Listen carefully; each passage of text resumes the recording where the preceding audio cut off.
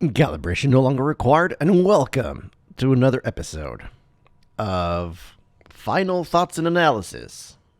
I'm CharFox, and today's fact is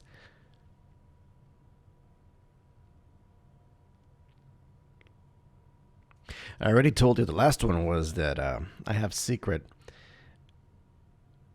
enjoyment in instilling fear in children. Another one would be that I am. I'm. Actually, I can pull out two. I can pull out two facts from this one. All right, so I'm gonna give you one of them. Starting off with, let's go with I don't know, either sweet intolerance or sweet intolerance. I'm gonna go with. I'm gonna go with tolerance. CharFox's tolerance levels are unhealthily large. I can put up with a lot of nonsense before I kind of like start becoming irritated with particular things. If it's something that really strikes close to something sensitive, like flat out do not like, do not want, then I might show emotion at that moment. But then I kind of like compose myself and kind of like, okay, let's weather this through. Let's see where this goes, and we'll take it from there. So I guess that would be the CharFox fact for today.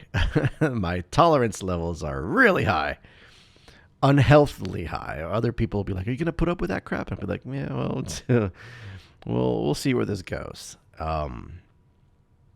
Not to be confused with not to be confused with like a weak character, because I will remember everything that happens, and I will bring it up when the time is right. Um, but I'll let it play out. I'll let things play out a lot and give it a chance to come back around on their own before I have to step in and take action. I don't know if that makes sense. I don't know what I'm trying to portray here, but I can associate that with tolerance levels. My tolerance levels are really, really big. And well, there you go. That's the Charfuck facts today for today. Um, let's resume where we left off last time when we got interrupted for dinner because dinner was ready and I was hungry. So it's been a while. Not my normal whiles, but it has been a little bit, maybe like 2 weeks, pushing on three, I think.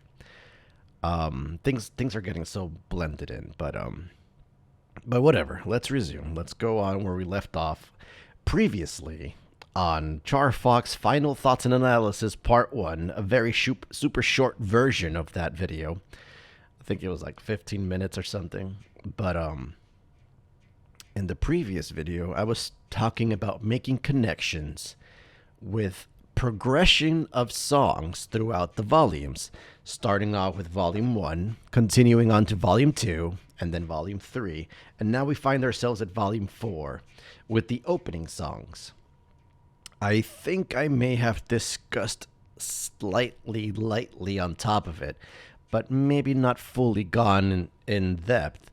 So let's go ahead and revisit it. I did a little setup today, so I have the lyrics set up right there. So I'm gonna minimize this screen here, and give me a second. There we go. All right, so I don't want to make myself too small.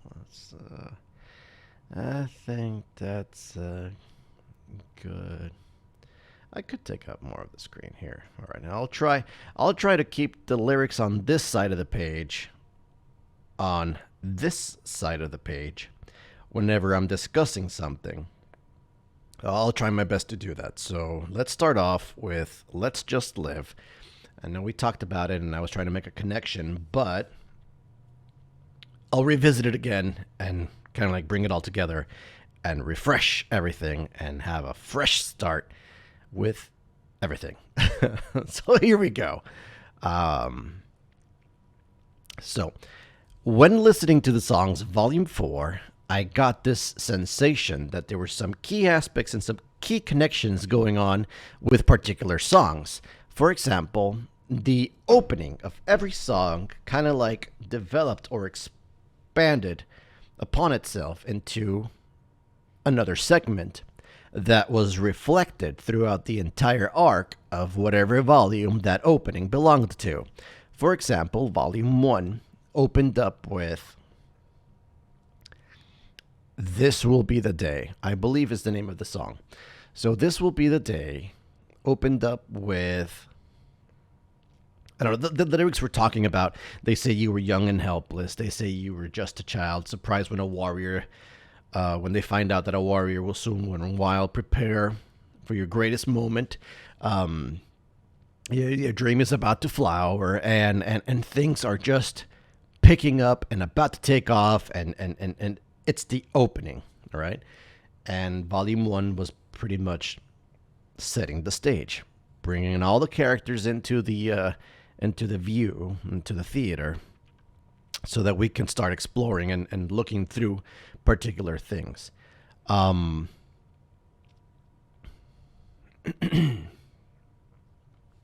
in the opening of Volume 1, it talked about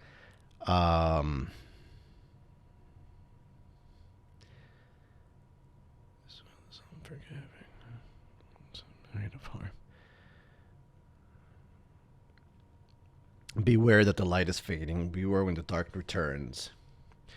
This world is unforgiving. Even brilliant lights will cease to burn. All right, so it already had a lot of foreshadowing presented to us for the following episodes that were going to be coming along down the line. Now, where was I going with this? I lost my train of thought. Yes, okay. And this was something that was presented throughout the entire RWBY series. These little seeds of foreshadowing and little seeds of like hints that are going to be happening later on down the line. So Volume 1 song was like, get ready, your dream is about to come true, you're about to embark, and you're going to be the biggest and the baddest and the baddest and the strongest, surprise, they say you weren't going to be good enough, but then all of a sudden, hey, watch out, what's going on, this person is crazy, oh, wow. And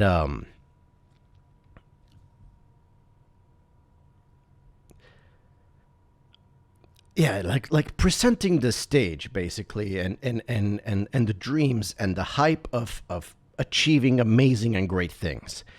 And the flip side of the song was beware, hey, beware that the light is fading, beware the darkness returns, the world is unforgiving, so hey, I know you have great dreams, but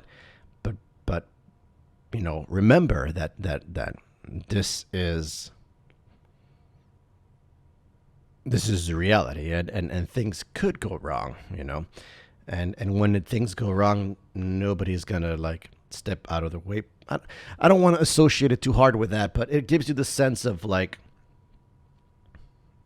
take care and tread carefully as you pursue your dream, because one step out of line and that's it. So that was Volume 1 opening. Volume 2 opening presents more of, I guess a way to start thinking about it is you have two gauges. You have the gauge of your dreams. This microphone, it's great, but like I said, it's getting in my way of hand movements. But you have two gauges. You have your dream of expectations, and Volume 1 presented like a small dose of, I guess reality would be a good way to think about it. So you have a small dose of reality and a large dose of dreams and expectations.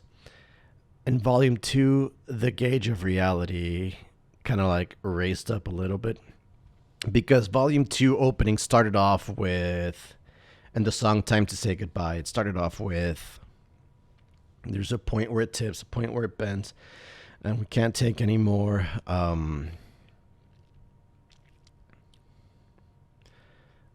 Let me play the song in my head really quick. We can take anymore. There's a line of crossings over and back to the branches left and born. We can't just lives at stake until they think we're ready. Humanity's in jeopardy.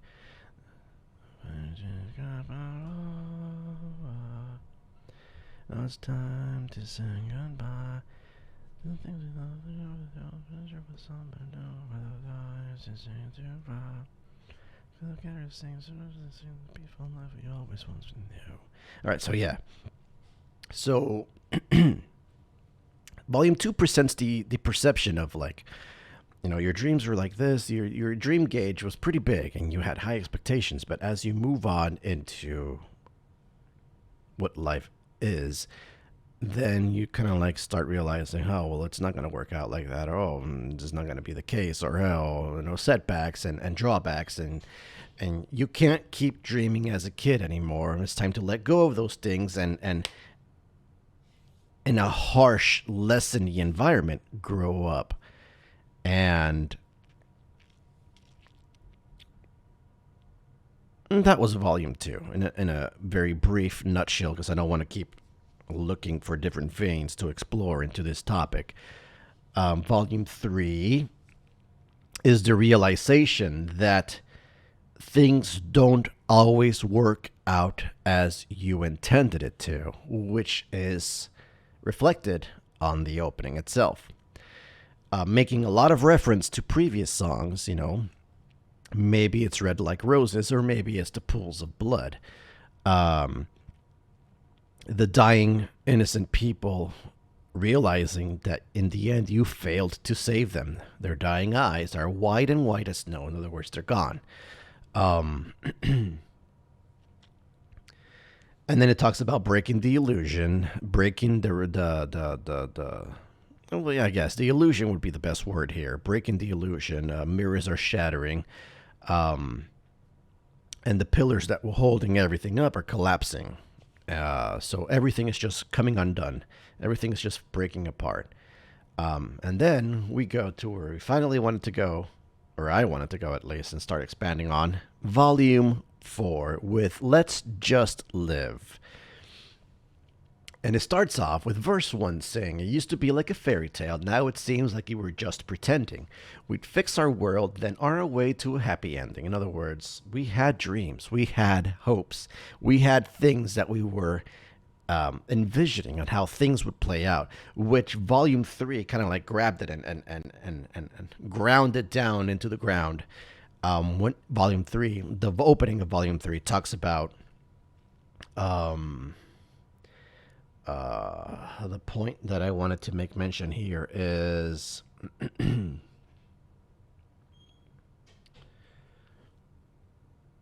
or why don't want to know.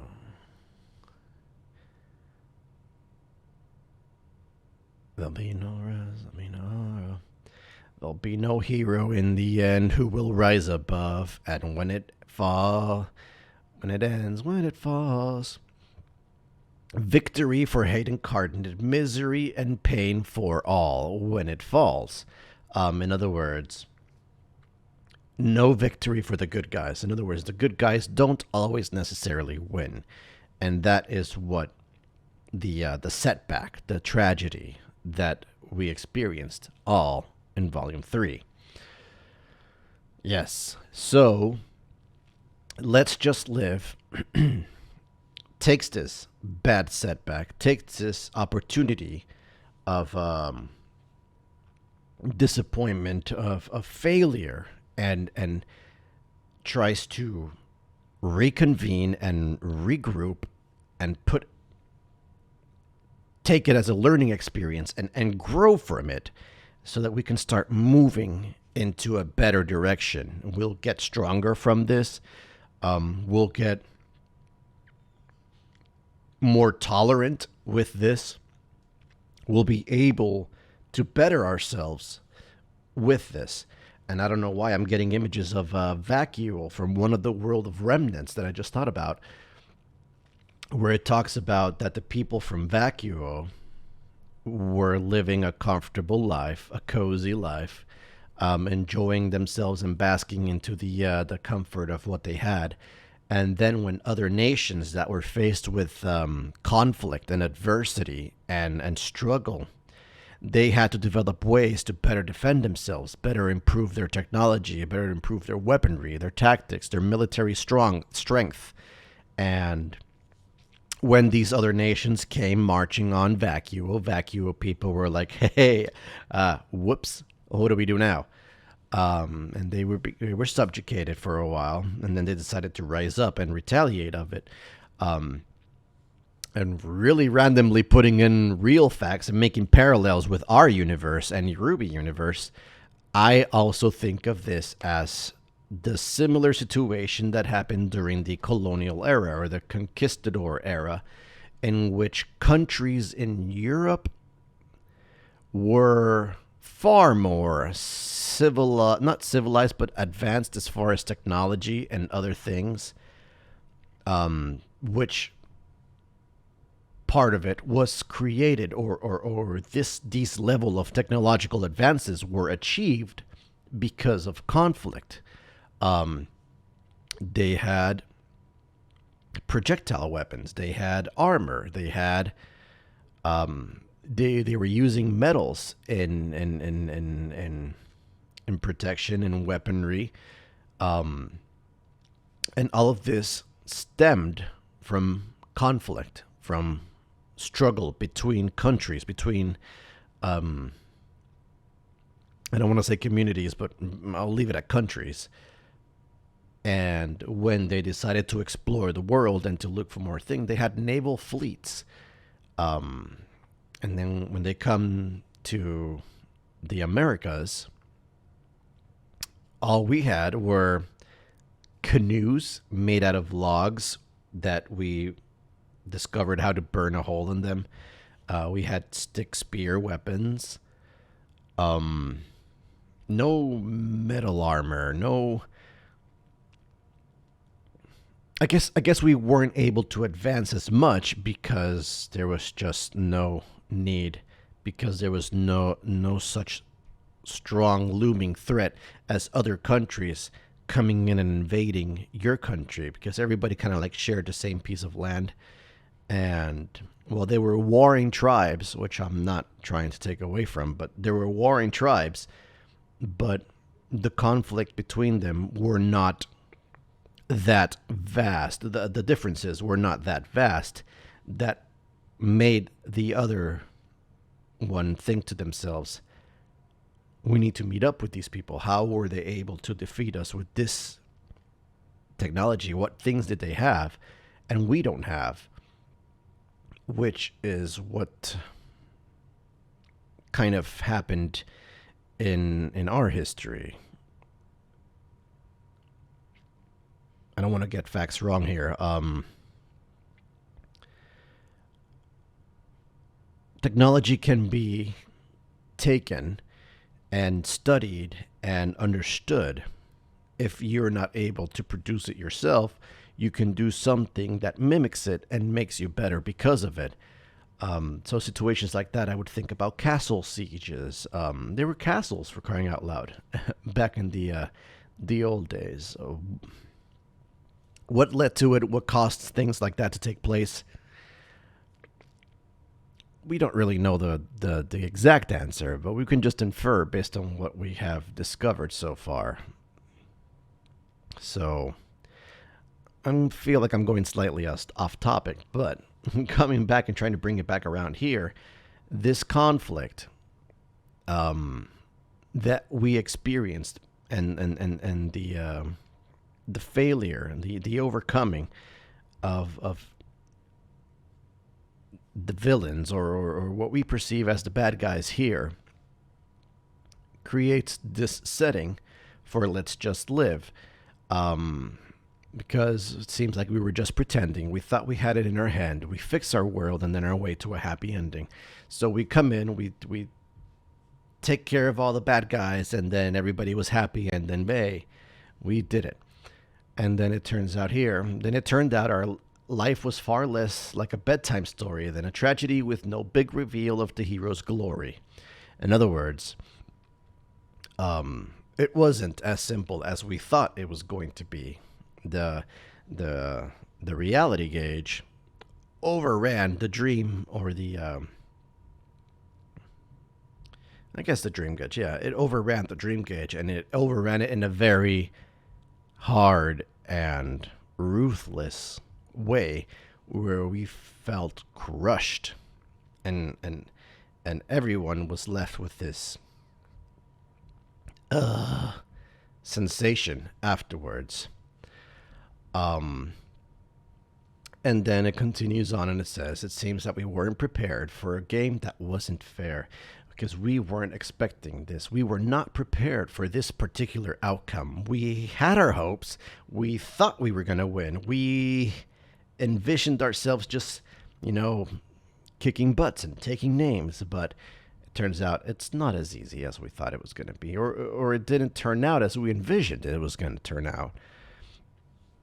And it presents, so what do we do now? Do we just go home, or do we, you know, try to push through it? When all hope is gone, there is one thing that we can do. So despite of all the adversity, despite of all the despair and the sadness, the most important thing here that the song at least is presenting to us, the most important thing is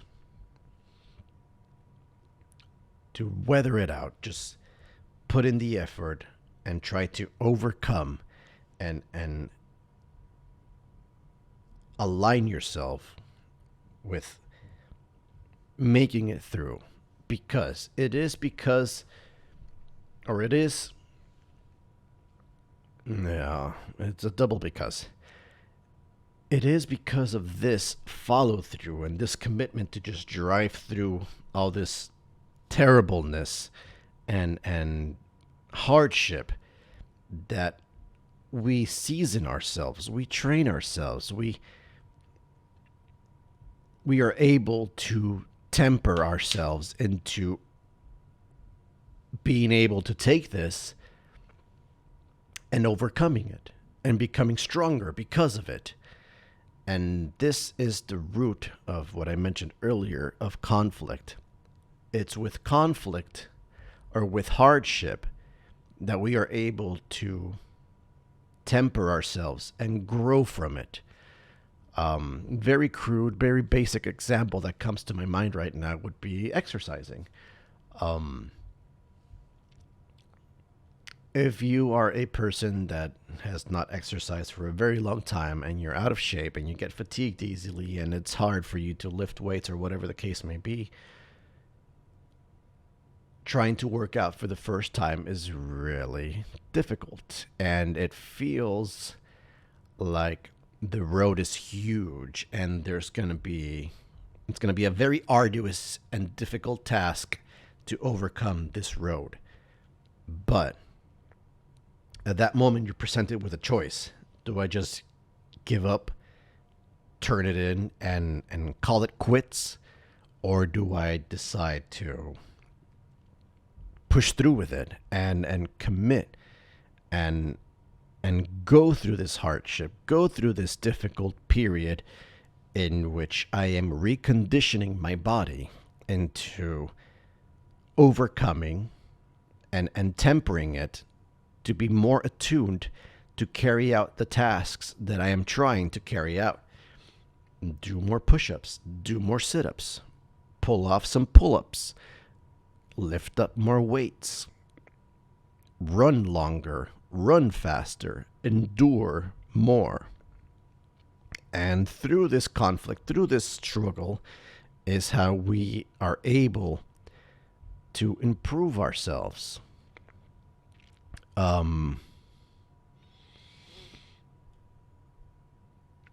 Same thing applies here. Using that as a crude example, this is what I'm trying to present. When the expectation of what you had in mind just turns to crap and falls apart, You have the option at that point. Do you call it quits and say, well, that didn't work out, so I give up, retire, I'm done? Then that becomes your limit. And that's where you stop. Does that make sense? That becomes your ending, your finish line. That's it. You reached it and you can't go beyond it. So that's as far as you got. Versus, let's just live. Let's just live day by day and not be conquered by our sorrows. And I hope that you don't take my exercise example as a literal example that applies as a one-to-one fit, because, while exercising is conflict, it's not a literal application to this song. It's more of a parallel that also has similar tendencies that I'm trying to cross-reference for a better perspective on what I'm trying to convey. So let's just live and day by day not be conquered by our sorrows. The past can't hold us down. We must break free. Inside we're torn apart, but time will mend our hearts. Move onward, not there yet, so let's just live. And I think I've heard that before, and yes, I remember this. If you grab the first letter of every word in that little section right here, it spells out Monty, which is the creator of the RWBY. So MONTY. So there's that. I don't know what just happened, but that turned purple. So I don't know what was that. So it's really cute. It's a homage to Monty. I'm getting distracted because I just picked it up. I caught it. So let's just live. With this in mind, despite all the sadness that everyone after Volume 3 was experiencing, it's important to take that and grow from it and try to overcome it, find each other's center and push through with it and just live. Just keep going, like it says right there, move onward, not there yet. It encompasses what I'm trying to say right there. You just, because if you stop now, all right, if you stop now at this tragedy, then that's your finish line. You finished right there, and that's the end of the road. And there's nothing else. There's no coming back around. There's no growing from this. There's no overcoming anything because it ended. And, I always envision like those old films that have the reel. If you stop, it's like somebody just grabbed the scissor and cut the reel and just and then you see a white light and that's it. End of the film. There's nothing more beyond it. That's as far as the movie got for your life or for whatever it is that we were witnessing at the time. So don't give in, Despite the adversity and despite the struggle or the sadness or anything that is so hard that you might be facing and you feel that the world is just falling falling apart and falling above you and crushing you. It's not the end of the line, Just a random thought that comes to my mind right now is another song, for example, is I May Fall. I May Fall has the similar setup to what this song has, in which it creates all of this really bad situation where you find yourself in. And, you know, let me organize my thoughts here really quick. Do I have the lyrics in here? They had the remix version. Bad luck charm, it's life in mine home. Armed and ready, Lucy's not to ride, BMLB. Okay, no, I don't have the lyrics in this one. I thought I did. I was gonna pull them up and go over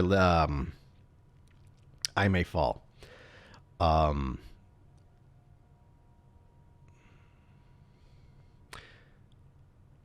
there's a moment of my son this yeah, the lyrics of I May Fall present all of this very negative, overwhelming situation in which, you know, our shields and our swords lay broken. We don't have anything to attack. We don't have anything to defend ourselves with. The creatures of darkness will triumph, you know, and all of this overwhelming opposing force we're surrounded by. Our dreams are shattered, our friends are laying on the ground, and in our final moments, help won't arrive. And that's, excuse me, and that's really overwhelming as far as like, this is it, end of the line. So the song says, I may fall. But then it comes around and it says, but not like this. You know, it won't be by your hand. If I fall, I choose when to fall. If I fall, I'm the one that says, okay, I give in, I'm done. So this kind of like resembles a parallel to that particular part right there, because despite of all that adversity, despite of all that opposition, you may fall, but in the end it's up to you, spiritually at least.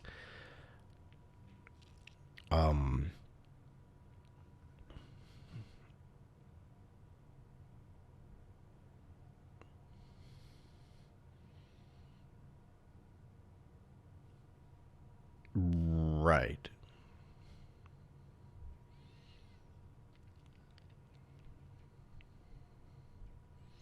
And then, and then I may fall touches back to standing up, despite of all of that antagony that you're facing. I may fall. The final verse, it starts off very softly. There's a moment when change is a life. That changes a life when. Oh gosh, I want to remember this so hard. Hold on 1 second. Um, there's a moment when changes. We make a decision. Not to devour or on the ground. In spite of the changes in the wind. When we stand with friends. And we face defeat, and we stand too tall, and we face to death, and it tasted sweet. Yeah. So there's that last verse in I May Fall that talks about, despite of all of this negative thing that we find ourselves in, despite of our weapons being broken, our defenses being down, torn apart, you know, we're surrounded by enemies, by bad things, yeah, and we're about to be overrun, and helplessness and hopelessness, we're there. But if you make a decision to stand up and fight against it and not accept defeat, and you stand and you face death or you face defeat and it tastes sweet because you're still putting in your effort and you're not just going to take it laying down.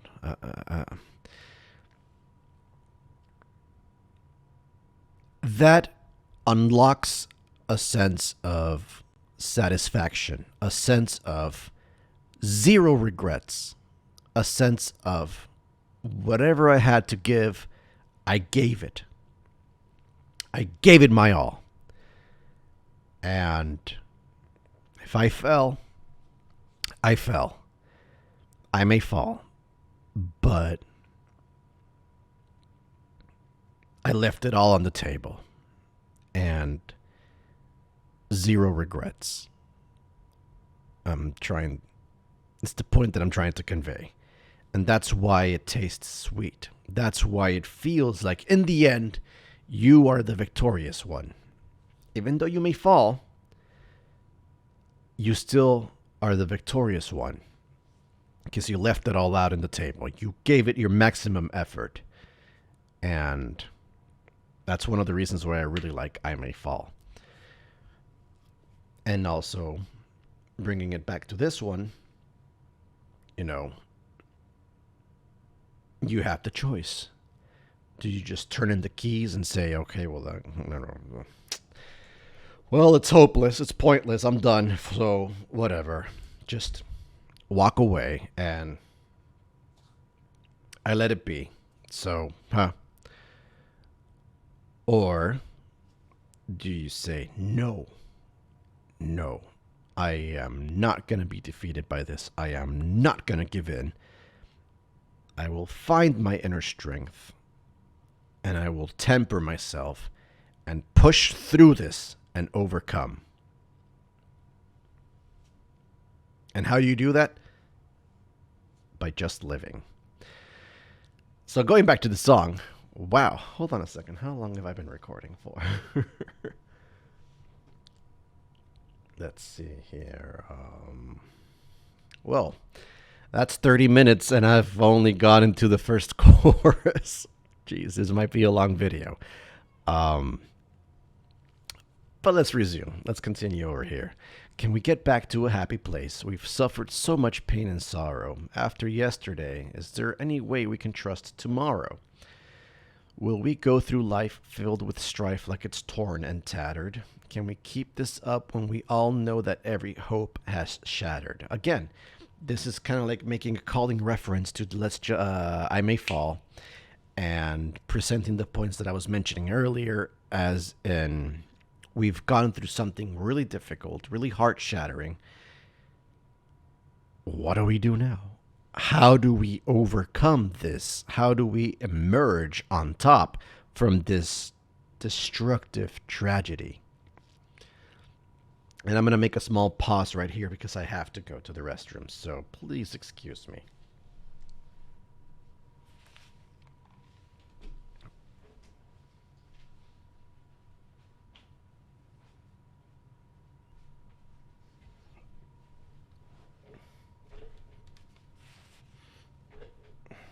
And I'm back.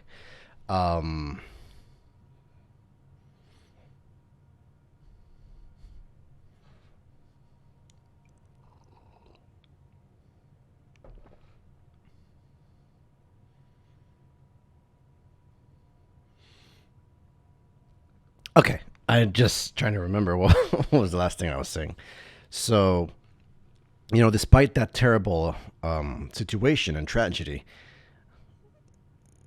it's up to us to just overcome it by pushing forward and living on. So, can we get back to a happy place? We've suffered so much pain and sorrow. After yesterday, is there any way we can trust tomorrow? So, this line speaks to me as if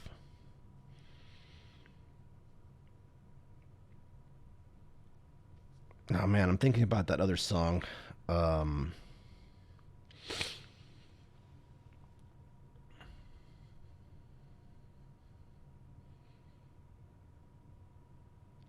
Distrust and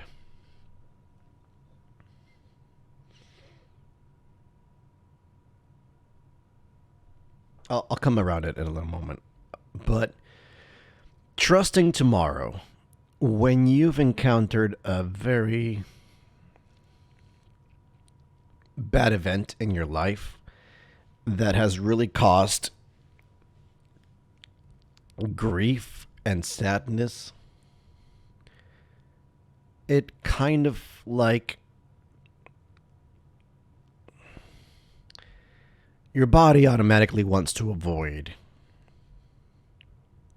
pain and hardship, or not your body, but every person wants to avoid pain and sadness and hardship.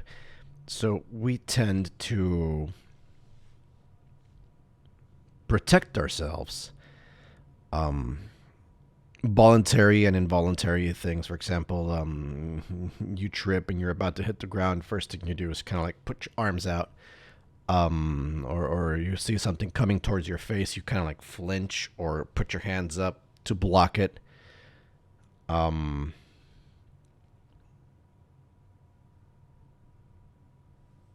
these natural preservation kind of things also take a role into things that affect us in a negative way.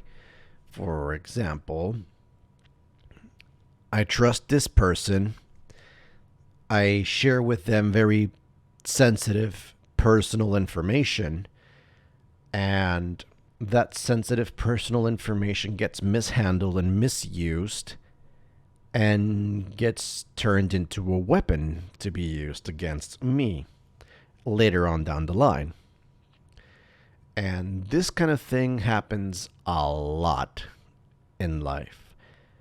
I remember back in my days joking around because something happened to me once. We had a barbecue in the house that we were renting, and the barbecue, for some genius idea creation, had a wooden frame. It was made out of bricks. All right, so the barbecue was made out of bricks, and in the opening where you have access to the grill in the barbecue, can you see my hands? Okay, there we go. In the frame where you put the grill, on the edge of the frame of the bricks, there was like wood side paneling or something. It was like a little wooden frame around the edge of the brick of the barbecue. I don't know why they had that there. I didn't really think about it. I figured, well, if it got built that way in this house, I'm renting it, then it's good to go. So I put my charcoal in, I put some steaks on the barbecue, and I start cooking. And the heat of the charcoal started toasting the wood, and eventually the wood caught fire and ignited. And I was like, really? Seriously?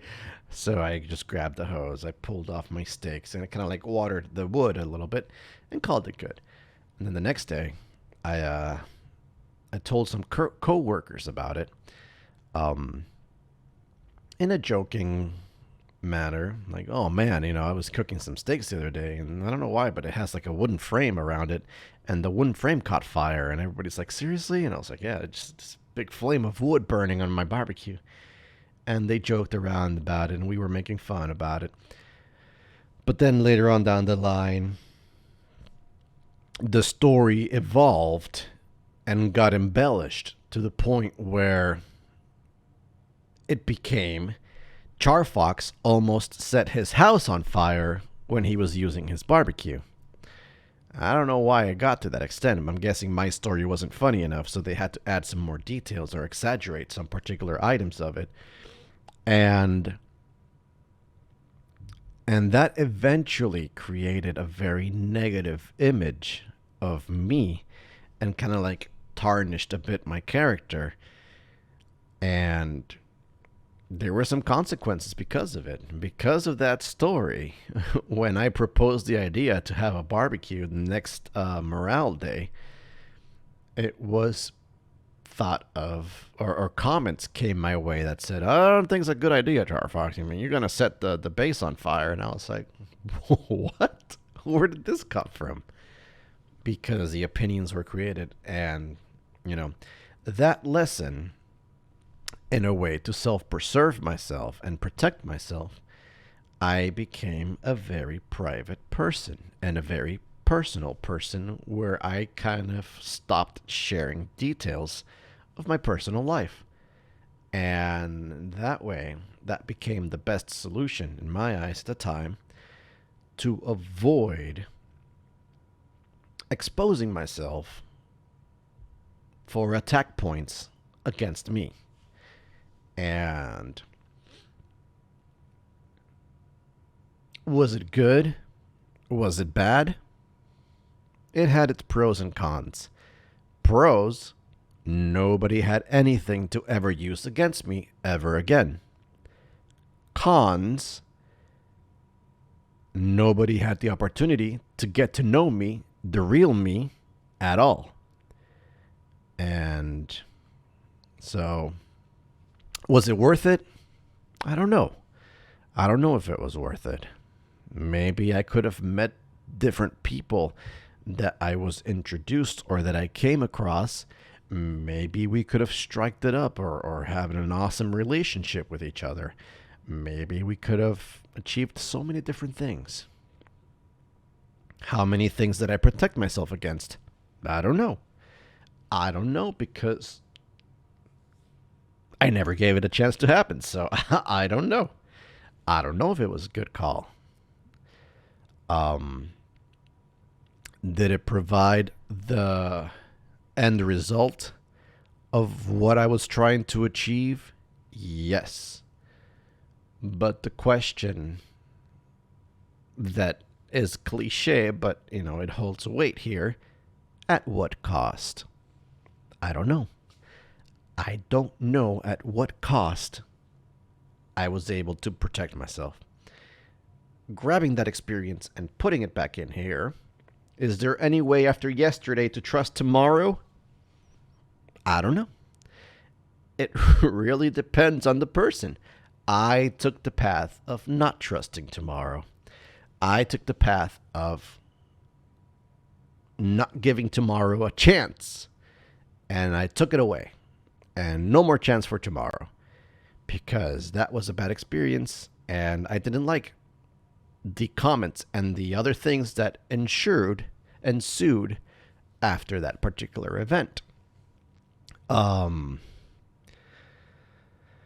did it work? Yeah. But at what cost? I don't know.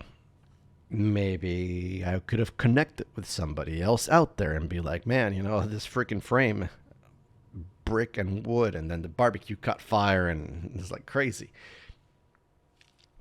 You know what, CharFox? Something like that happened to me too. Are you serious? Yeah, man. And I love steaks. I love steaks too. What else do you like? Well, I like... What do I like?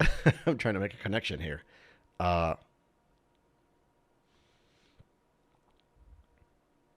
Amberbuck. I love Amberbuck. I love Amberbuck too. What else you like? Well, I like science and physics and math. I like that too. Let's have an Amberbuck steak math and physics day. Yeah, let's do that. And boom, we became friends. I don't know. But I never gave that a chance to happen because I decided to not give tomorrow a chance. So it honestly really depends on how much you're willing to take and how much you're willing to give. And it's funny that I'm mentioning this because I did talk about my tolerance levels in the beginning of this video. Tolerance levels that eventually became what they are because of all the things I went through. And I have overcome them and have now opened myself a little bit more. If I would have started making these videos when I was me of back in the day, of really, really back in the day, of dark chapters of life CharFox, these videos would be much more different. I wouldn't share life anecdotes. I wouldn't share details of myself. I would just be very, very straightforward of what I saw, what it is, and I would keep my thoughts to myself. I don't know if that makes sense, but I have learned to overcome that old me because I went through it and I grew from it. I don't know if that makes sense, but it makes sense to me because I do a lot of self analysis every now and then. But digressing to the video, or not to the video, to the song here. Is there any way we can trust tomorrow? Yeah, but that depends on you. Will we get to life filled with strife like it's torn and tattered? In other words, will you lose the illusion of living life? Will you see life in a very dark colors? And wow, this is really resonating with me because I was in a similar situation at one point in my life. But I overcame it. I found a way to kind of like navigate through it and overcome it. So this really speaks to me in that perspective. There was a point in my life that I kind of like stopped believing in humanity. I don't know if that makes sense, but I looked at people and I would see people as evildoers, as people that I would see them as potential for badness. I would see them as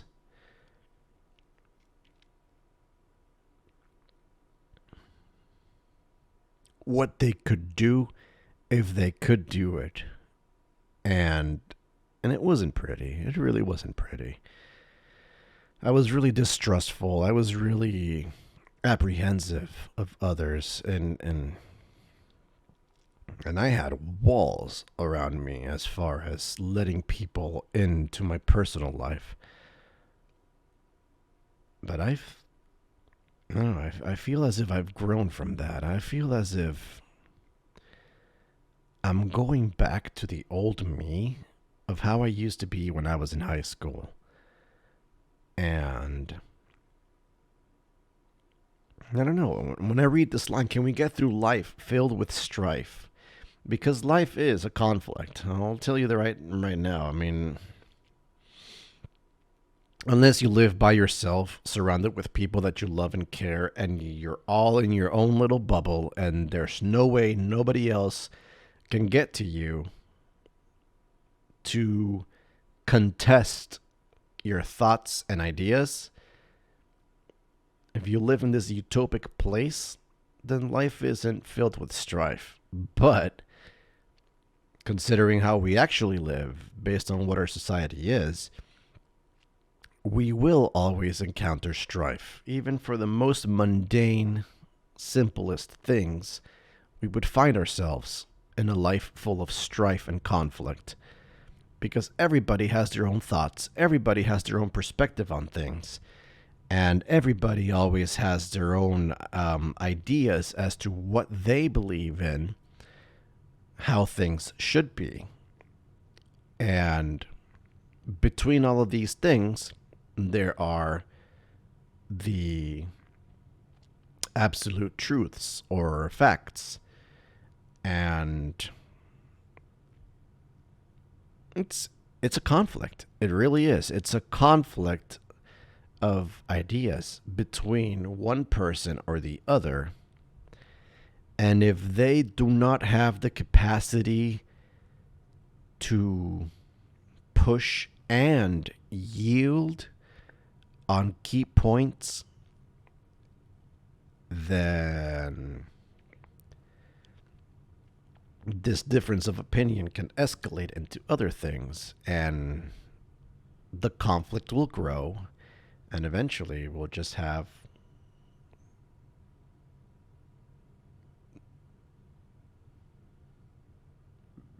really big conflicts. I mean, I don't know how to say it. I don't want to sound really like over dramatic and say we'll have war. No, but we'll just have really big conflicts and clashes. Um, I don't know. I don't know. I don't want to open that can just yet, but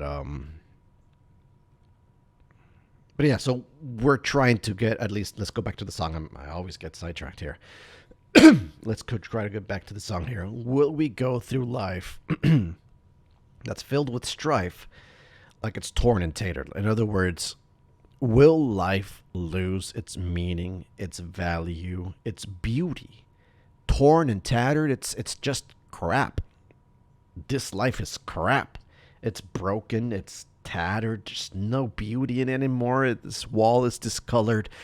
These curtains are just filled with dust and crap and on the ground, and the buildings are broken, and there's no beauty in this life anymore. There's no magic because we've become cold. We've become empty. We've become devoid of happiness due to this terrible tragedy that has happened to us. Can we keep this up when we know that every hope has shattered? Again, despite of that overwhelming feeling of failure, of defeat, can we push through this? Can we overcome it, knowing that there might be nothing for us in the end? And I don't know why, I just got deja vu. It is the weirdest thing. I looked at my bars of the audio just moving up and down while I'm talking, and then all of a sudden I got that feeling I've been here before. That is so weird. But anyway, sorry about that. That's really weird. Have I dreamt this before? No, I don't know. All right, so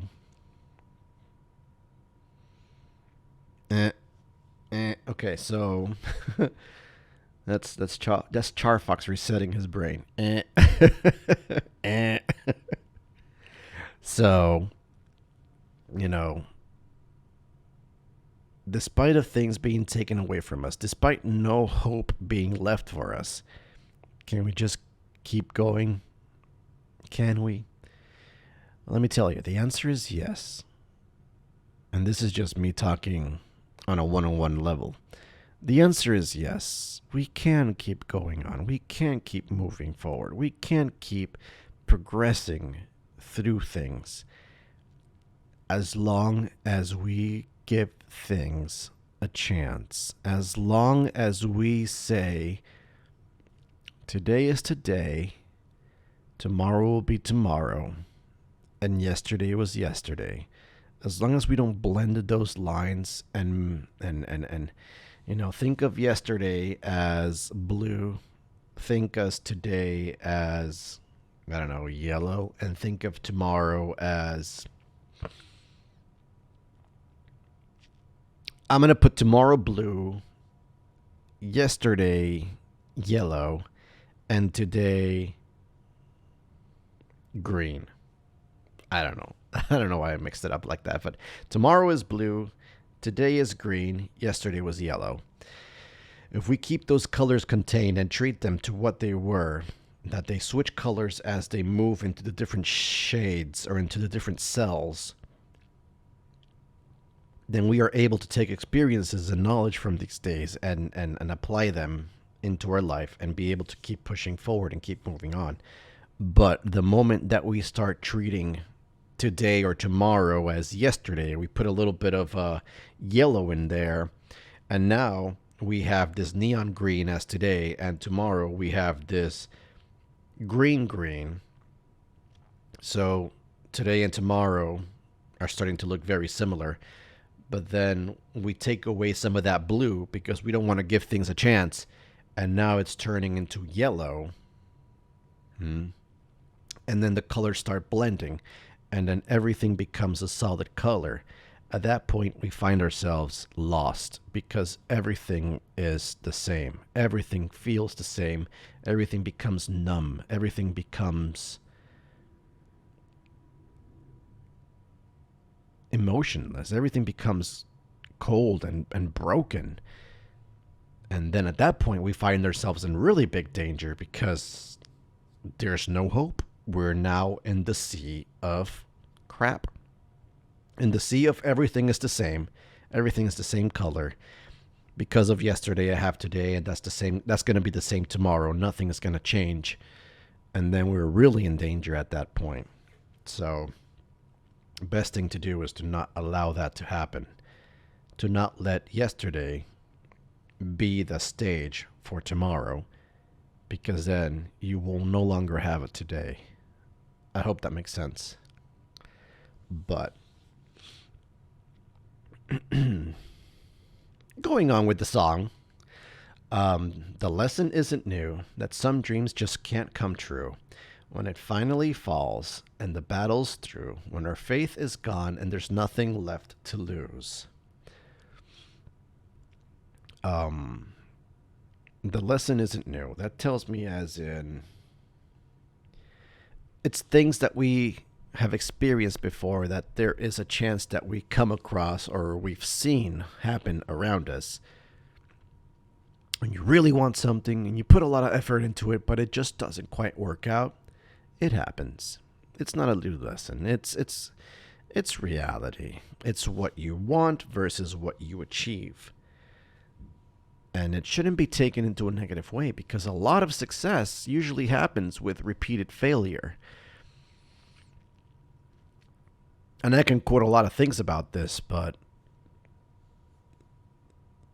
we don't have the answers to everything. We get answers through a process of discovery or experimentation or trying different things or giving things chances. So,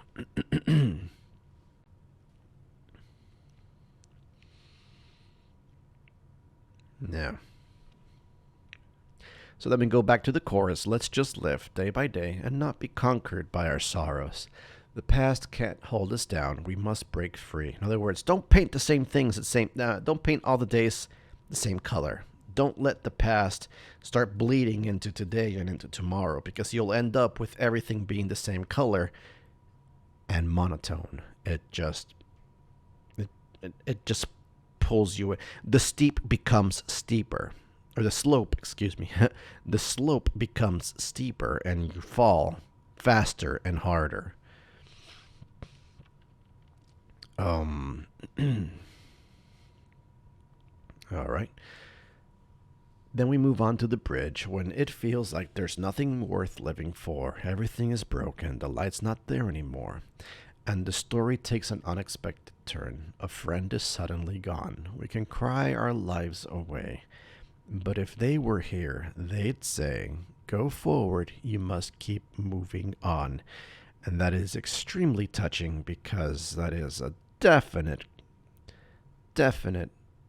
line towards Pyrrha.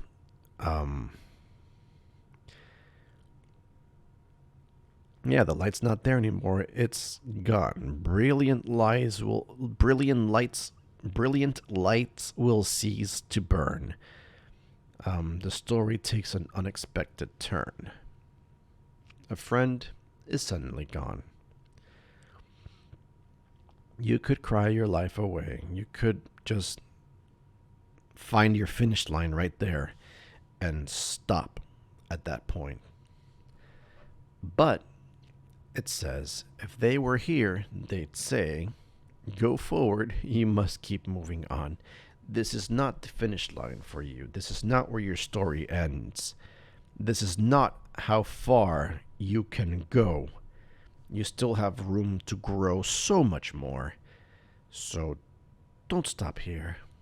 Because my journey ended, don't end yours here as well. Don't stop here, you know? Keep going forward. Keep pushing through. Keep giving things a chance. Keep progressing in a way. Which is something I had to learn the hard way, making back reference to building up my walls and keeping my personal private life private. I found that opening up and sharing things is actually, it's a two-edged weapon, but as long as you're able to understand that in life you're going to need two sacks, one to give and one to receive, and try to keep the good things in the receiving sack and take out all the bad things and kind of like toss them on the road so that when you look back, you can see the path that you've taken of all the bad things that you've experienced, but you're not carrying those things with you. I don't know if that makes sense. I mean, life is like a journey where you're constantly going through and walking and progressing. And you have your two sacks, your sack to give and your sack to receive. And by this, I mean interaction with people and life experiences. And in the sack where you put stuff in, try to keep just the good stuff with you and carry those things with you so that when you open your sack, you can be like, oh, yeah, I remember this. Oh, hey, well, yeah, this was really good. But if you get a bad experience, grab it and put it on the road so you can keep walking and you don't carry that bad experience with you. But when you look back at the road you've traveled from, you can see all these experiences that you encountered along the way, and you have a reference as to when they happened, how they happened, and you can learn from that experience. But as long as you keep it as a experience learning scenario, don't carry it with you because it'll weigh you down. The bad experiences are the heaviest items in your sack. They're terrible, and they smell bad, and they look bad, and they feel gross.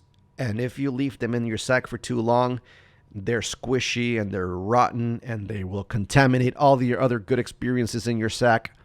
Don't carry them with you. Grab them out of your sack, put them on the road, and keep walking. That was actually pretty poetic. I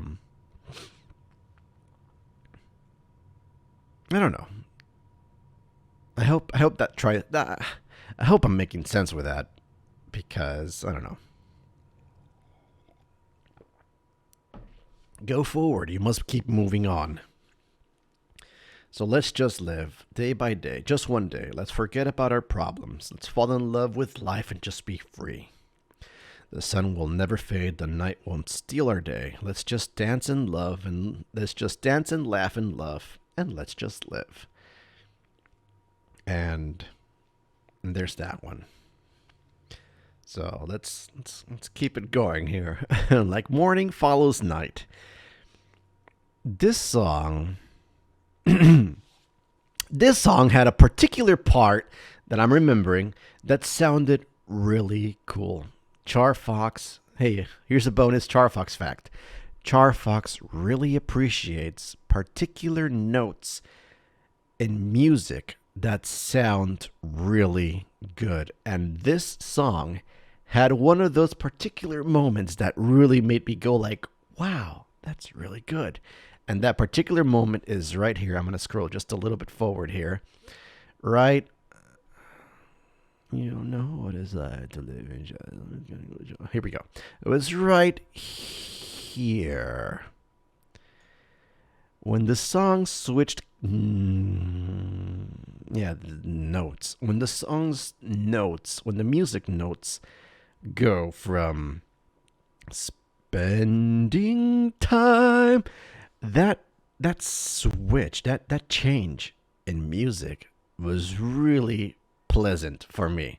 Dun dun dun dun dun dun dun dun dun.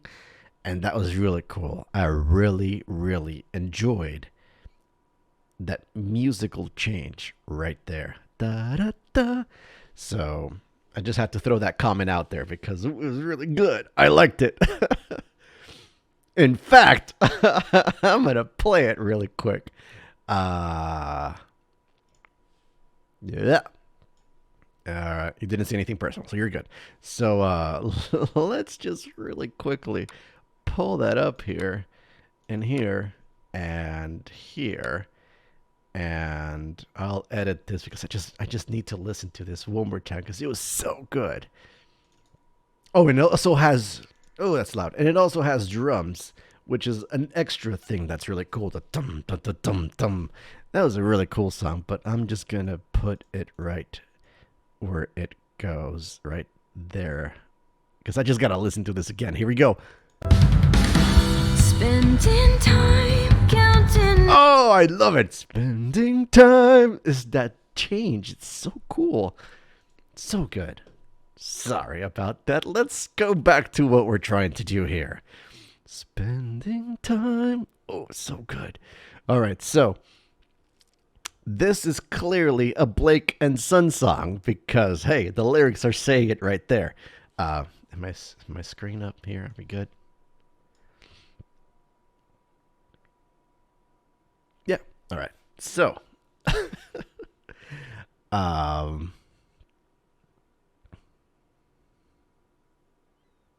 I'm sorry, I just keep listening to that one particular line, spending time. Oh, it's so good. Anyway, so I'm sorry. I'm getting giddy about this song. Um, you don't know what it's like to live in shadows, always regretting what you've done, spending time counting every little mistake, knowing it's always easier to run. This song is basically a musical conversation between Blake and Son, in which Blake is trying to bring Son up to speed on her perception on how she feels about things. In this particular situation, it goes and encompasses all the events that have led Blake to be her character, her persona, her way of being. Blake has always, she's aware of it. She's aware of it because she has brought it up very much in previous episodes. She has brought it up when she is always so torn by the fact that she always chooses to run away. When things get too dicey or too dangerous, or when things are not working out good, or when something terrible happens, run away. Same thing happened in volume 2. I think it was 2. No, it was volume 3. I'm mixing up episodes. It's the episode in which Weiss and Blake have the argument about the White Fang and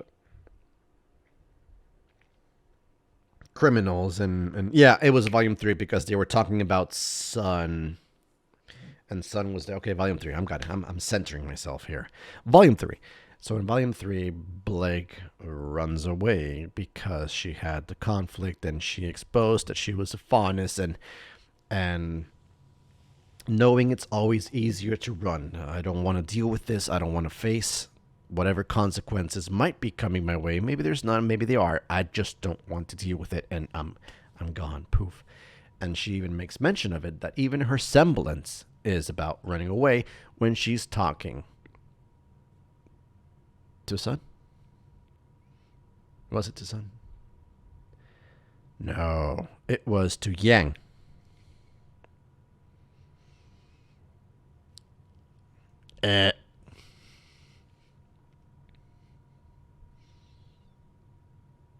Mm-hmm. Mm-hmm. Mm-hmm. Mm-hmm.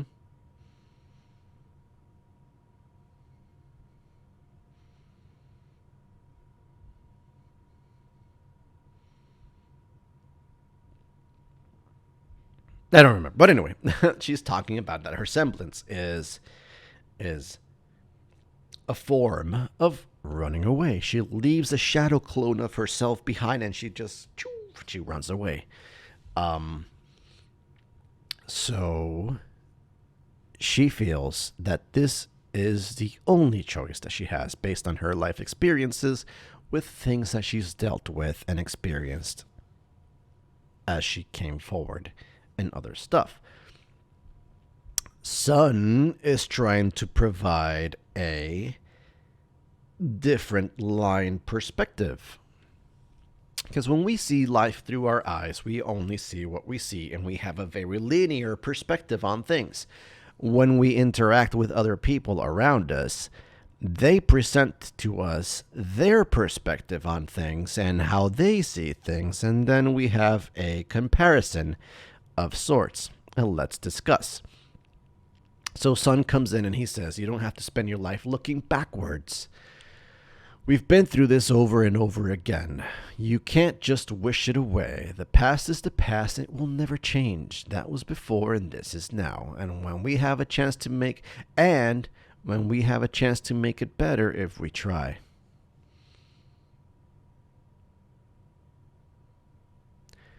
And when we have a chance to make it better if we try. That was before, this is now, and when we have a chance to make it better if we try.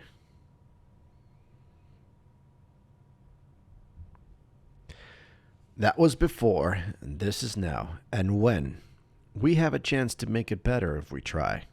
There, I'm going with that one.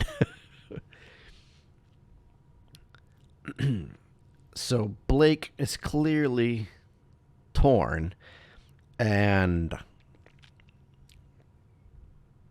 affected by the fact that Yang got hurt along with other people during the fall of Beacon. And because of this, she holds herself responsible, as we've seen in the episodes. She holds herself responsible and believes that all of this will be overcome. All of this will be fixed if she just isn't there anymore. If she steps away from this scenario, then her friends won't get hurt. People that she cares about won't be exposed to danger because she takes things very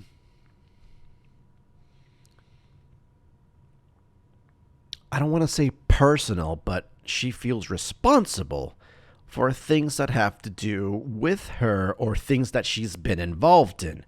For example, the White Fang. Since Blake was a member of the White Fang, whatever the White Fang does, she feels responsible for these things, for their actions. Even though it wasn't her making these things happen, she takes it very to heart because she feels as if they are her people, they are fondest, they are fighting for what they believe is right, and I was a part of them. So I am very attached and very a strong connection with the White Fang. Or with Adam in this particular case. So if Adam comes in and he does something to somebody that Blake was close by, Adam and I had something. We were an item at one point, and because of that, I am responsible that this person got hurt because of Adam. That's the emotional attachment connection that Blake is intertwined with, and what causes or what might be causing her to feel this way. So in her eyes, in her perspective, the solution to this is to just disappear, run away, not have to deal with it, not be physically involved with whatever might be transpiring around. And if I'm not there, then I cannot be held responsible for whatever happens. It's her way of thinking. So she says, oh, but I will not endanger one more friend. And then Sun says, well, you're free to do the things that you want, but listen, so am I. And she says, I've made my choice, and now I'm making mine. In other words, you can try to leave, to run away, to not face things that you think are your responsibility, and to shun us and to leave your friends behind. And that's your choice. But my choice is to, according to Sun, I was supposed to scroll this to the right. I apologize for that. To the left. Here. He says, and now I'm making mine. Go where you need to. I won't leave you. I'll follow you like morning follows night. Ah, sun and moon? Blake. Moon. Blake. Black. Sun. Day. Blake is night. Moon. I can't make the moon connection here.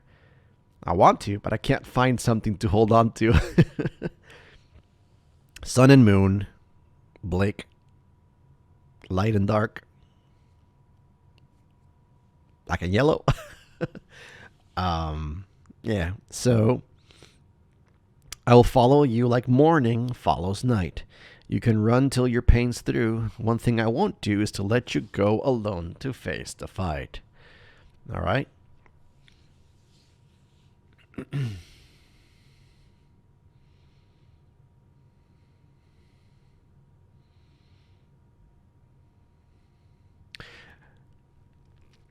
Does this line also have that tone? Hard to know where to turn when your life's a disaster. You want to start all over again. So much change, so much time that feels just wasted. I don't remember if it has it. Just remember the first part. But anyway. Hard to know where to turn when your life's a disaster, trying to start all over again. So much shame, so much time that feels just wasted. Feeling like now could never make up for then. So yeah, Blake is showing signs of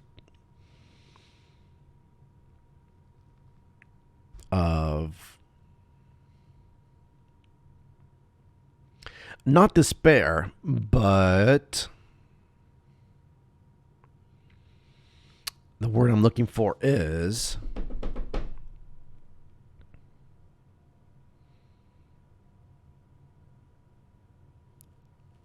oh man, it's not disorientation. It's hard to know where to turn when your life's a disaster. She's not boxed in. She's not. What's the word I'm looking for? She's not. She's not confused. She's not misguided. She's not stranded. It has to do with a naval term that I'm looking for. It's a la deriva, which is like a la deriva. It's oh gosh, it's not okay. She's not. I'll explain the definition. Here we go. She's not boxed in, but very hesitant. Very like, okay, no, that's not a good idea. I don't know about that one. Okay, no, that's I don't know if that's gonna work. This is not. I don't know about that one either. And you just can't quite pick out what the best course of action is because you find yourself in a way overwhelmed with possibilities and uncertainty that is causing you to doubt and to like not be sure what the best course of action is. And you've had so much hardship and struggle that you no longer want to take a chance. You feel as if the risk is way too much for whatever decision you have to make, and it just feels too much. And that creates this feeling of a disastrous life that so far all of your choices have been terrible choices, and you have terrible outcomes, terrible tragedies, things that have led to bad results.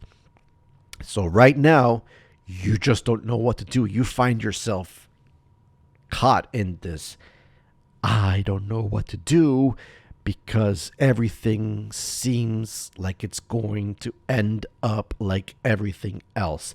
In other words, you have blended yesterday with today and tomorrow, and everything now is the same color. Everything now has mixed. And what might seem like a good idea, it has that doubt and it has that hesitation that is going to end up as a bad idea and a bad choice with terrible consequences. So now what does Blake do? She finds herself realizing Well, let's go back here really quick.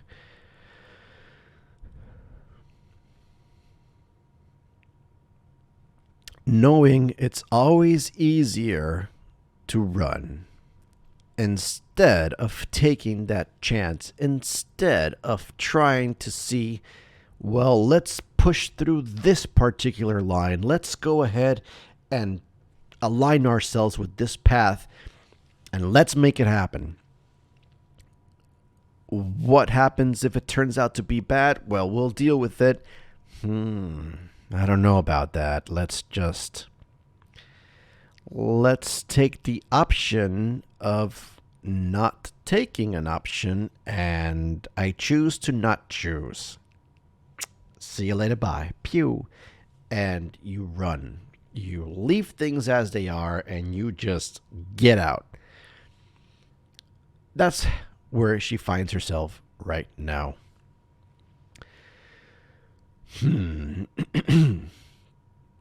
Son counters, and he says, life is not a game you play to get even. We all make mistakes. But we need to move on. I know that you hate when you're strayed. Forgiving yourself is the only way. Just look ahead. Yesterday is gone. I know you think you're being selfless, but you're not. Choosing not to choose is not a selfless act. Choosing not to choose is not taking any action and therefore making you not selfless, but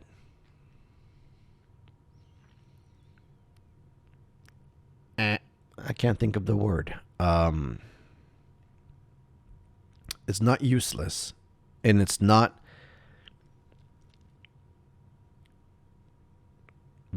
I can't think of this word that I want to say, but choosing not to choose makes you an inactive person that just doesn't respond. Makes you, I don't know, finish line. You've reached your finish line because you are stuck here and you choose not to choose. Well, you don't move forward. You don't keep progressing. You don't experience a good ending. You don't experience a bad ending. You just stop. End of the line. And that's as far as you got. So to keep going, you run away, I guess.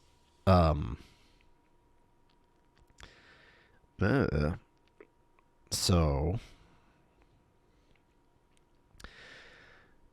Blake says, I refuse to risk another's pain again. But Son says, the pain that you want to avoid, you're giving it to me when you run away. I mean, what's the big idea here? We have something between us, a relationship of sorts. And when you choose to just up and out, then the pain that you're trying to avoid, you just dump it on me because I don't know what's going on. I don't know how to respond to this. I don't know why you're running away. I mean, hey, I'm here with you. Let's work it out together. No, poof, and I'm gone. Shut me out, take off on your own. No matter what, you'll never walk alone. And then he says, go where you need to. No, I won't leave you. I'll follow you like morning follows sun. I won't let you alone to face the fight. See, you'll never understand what I feel, what I see, what's going through my mind, how it feels being me, all the struggles, all the fights, long day, longer nights, trying to search for this happiness lost in the light, but it seems that it's all just out of my sight. Just out of my reach, can't seem to get right, like I'm cursed with the turbulence placed in my life. Can't push or pull it, stuck up in this ball pit. Cycle of pain, all the stress in my brain I'm just trying to maintain because I'm going insane. But no matter what I do, the cries go unheard, yet I still believe in you. Every breath, every word, every smile, every glance could be another chance that you'll find to see the love that is me. So until that time, I'll follow every day, every step of the way, and continue to say. So there's a hint in here that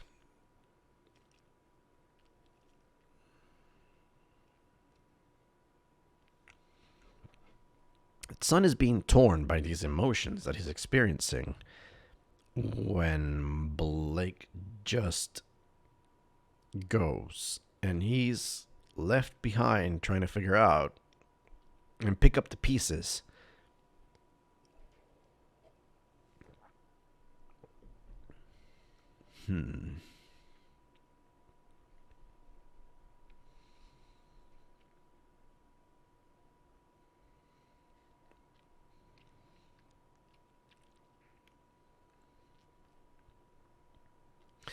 Every smile, every glance could be another chance that you'll find to see the love that is me. So clearly inferred, I believe, and also based on the episodes that we've seen with the interaction between Blake and Sun, that Sun does have more than friend feelings for Blake. And he's holding on to that, and he's showing his loyalty towards Blake by sticking through with whatever comes his way with her and whatever comes her way as well. So there's that. And there's that. So that's I'll follow you. Like morning follows night.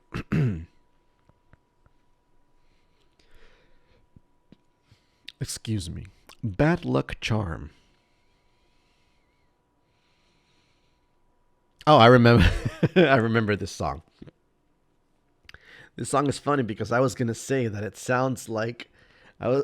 I don't know if you saw it in the video, but I was gonna say, "Hey, this sounds like," and I was gonna say Ragnarok. Like it had that had a feel of Ragnarok, like Glass Time or Helm, Glass Time. Um, the tone of the song had a similar setting to that particular area.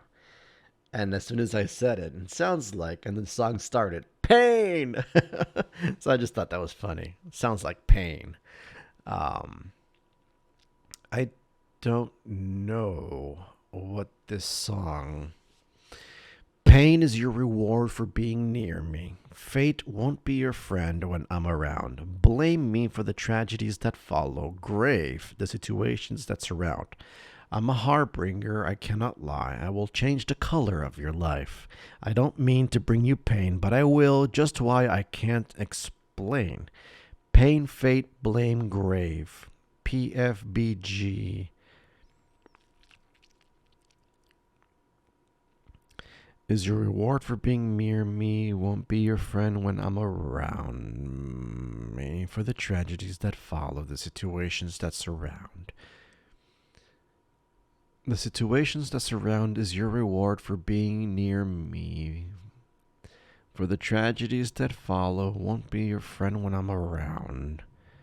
Grave, blame, fate, pain, blame, fate, grave. Well, but I just can't explain. I will change the color. I cannot line the harbinger.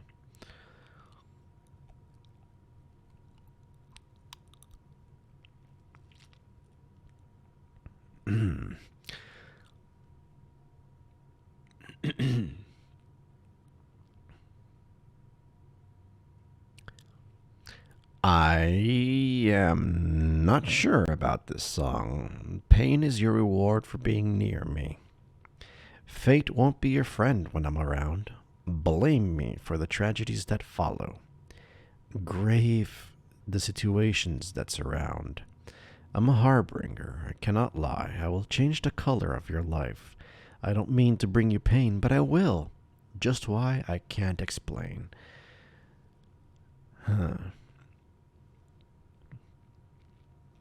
So this is a song in first person that is talking about somebody, as the title implies, who's a bad luck charm. I'm no one's blessing, I'll just bring you harm. I'm a cursed black cat, I'm an albatross. I'm a mirror broken, sad to say, I'm your bad luck charm. Shame. Hang my head in constant sorrow.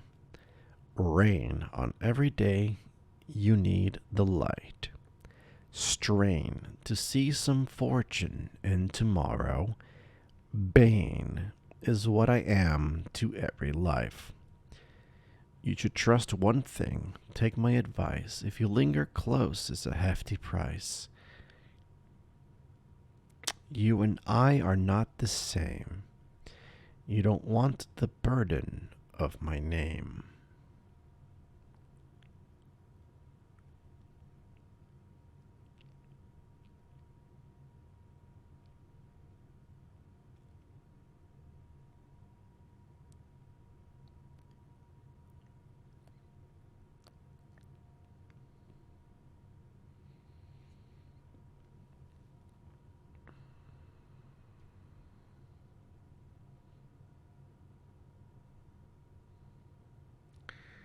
Pain is your reward for being near me. There's another connecting point here that says, if you linger close, it's a hefty price.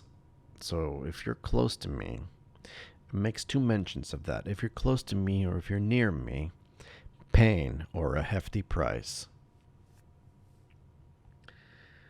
Fate won't be your friend when I'm around. That's three mentions.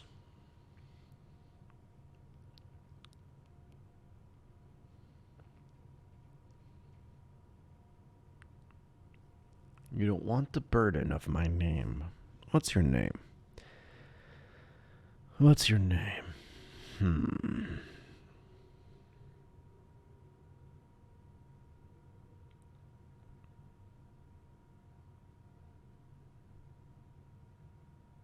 All right, so let's run through this because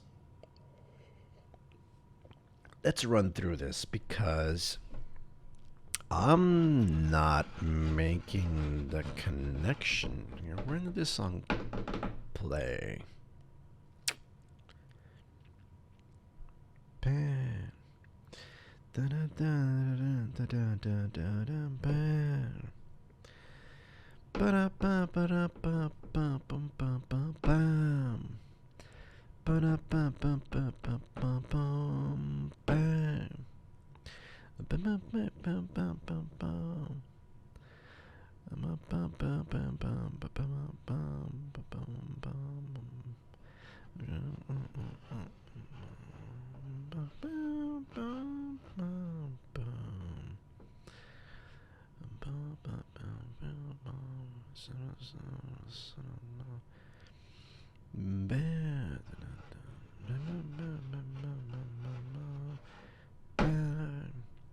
Where did this song play?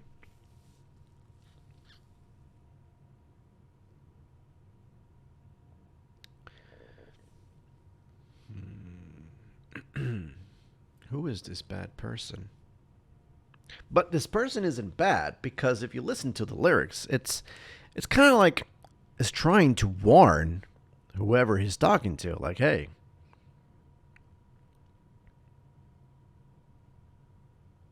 I don't mean to bring you pain, but I will. Why? I can't explain. It just happens. Why? Who? Who are you? Pain is your reward for being near me. Fate won't be your friend when I'm around. Blame me for the tragedies that follow. Grave the situations that surround.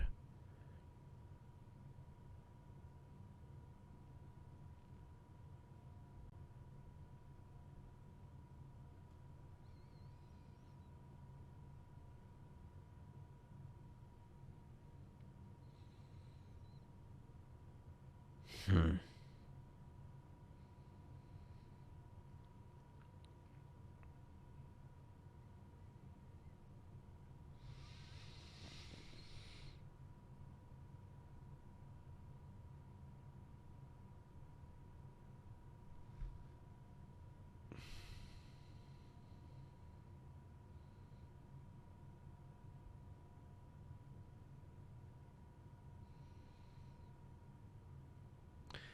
And my head in constant sorrow, and every day you need the light to see some fortune in tomorrow is what I am to every light.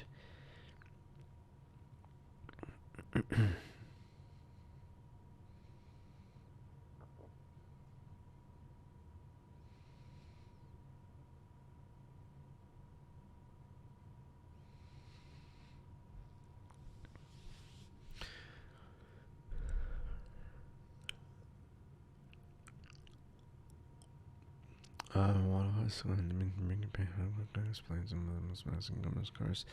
I'm real bad sure I'm hangman and constant sorrow, and every day you need the light. See some fortunate tomorrow, so I enter every relationship. Just one thing, take my advice, and it was a hefty price. You and I are not the same. You don't want the burden of my name. Ooh. I'm no one's blessing. I'll just bring you harm. I'm a cursed black cat. I don't think it's Blake, even though it talks about a black cat. I just don't. It doesn't. It doesn't speak Blake. Sad to say, I'm your bad luck charm. I don't know why, but that sounds familiar. Bad luck charm.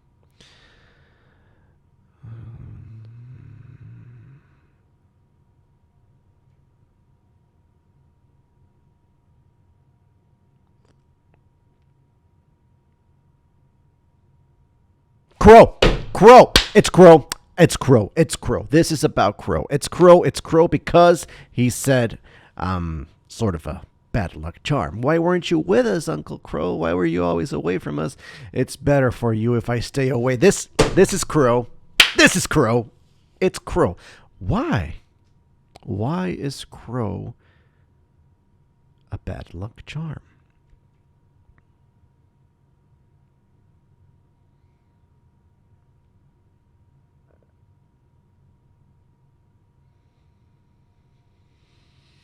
Why is Crow a bad luck charm? Why does he... Oh, I remember now. Yeah, I talked about this. Maybe...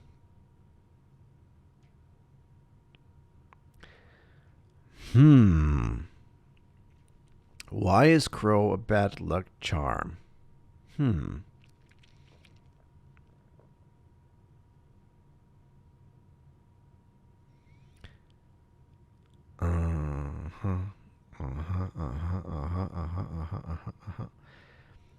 Pain is your reward for being near me. Fate won't be your friend when I'm around. Blame me for the tragedies that follow.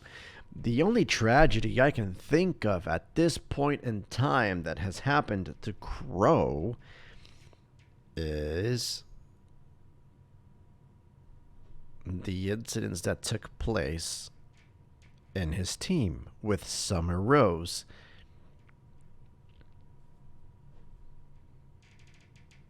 Does he blame himself for the death of Summer?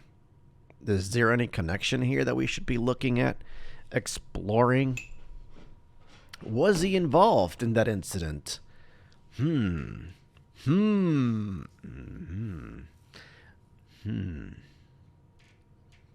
What would lead him to feel this way?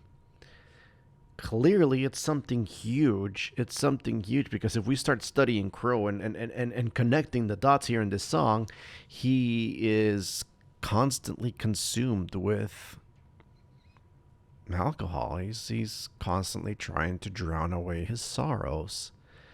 Why? What series of events have led for him to be in this particular state? It's not just one. Because one's bad event, yeah, okay, you can go into a slope for a while, but eventually, if you're capable of overcoming, you can come on top of it. But this seems more like a repeated, constant track record of event after event after event that make you feel, you know what, it's just me. Bad things happen when I'm around. And if you start thinking to yourself that you're a cursed cat, that you're a mirror broken, that you're an albatross, you're no one's blessing, you just bring harm. If you start thinking to yourself that this is the case with you, it's because there is a track history of bad things happening when you're around. Just what are these events? I'm not exactly quite sure. Because Crow has interacted with the girls in the past when they were playing a game, and he was telling the story about the innkeeper's daughter and everything like that. So he does visit. He also was present and saved Yang and Ruby when Yang decided to go look for her mom and took baby Ruby with her in the wagon. He was there to save the day as well, so he does have some silver lining events, and he does share particular good events with them. Additionally, he was visiting Ruby when she woke up, and they discussed about particular things regarding the fairy tales and everything else. Also, he was the one that found Ruby, I believe it was, after the events of the Silver Eyes explosion, I guess you can call it, in the Tower of Beacon, I think. Um, so he's not fully disconnected, but he has had a track history of bad things happening. Maybe, maybe. I'm not sure. Maybe it's in his love life, or maybe if he hangs around for too long, bad things will eventually happen. I'm not exactly sure, but I don't know. I don't have much details to go off on because he did stop Autumn from being totally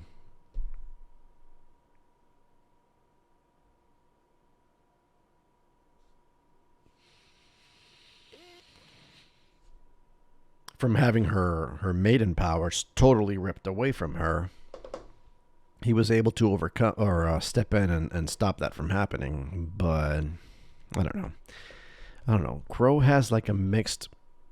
Well, we've only seen the good things that happen when he's around. I mean, I haven't really experienced the fact that, or I don't think we've come across an incident in which just bad things happened just because he was around. I mean, Tyrion attacked the John, Honora, Ren, and Ruby, but then he stepped in and helped them out. I don't know. I don't know. I don't know where to take this. I'm slightly off here. So let's leave that one there for now. I don't know why he considers himself a bad luck charm, but clearly he does. And I guess we'll explore that later in later volumes. This Life is Mine. Ladies and gentlemen, boys and girls. This Life is Mine is a very interesting and exciting song about Weiss. And it has so much reference that it's pulling from the previous songs. It starts off, "Mirror, can you hear me? Do I reach you? Are you even listening? Can I get through?" And it's making the connections with the previous songs and going back to the original songs. I'm out of tea. Going back to the original songs. The original songs starts off with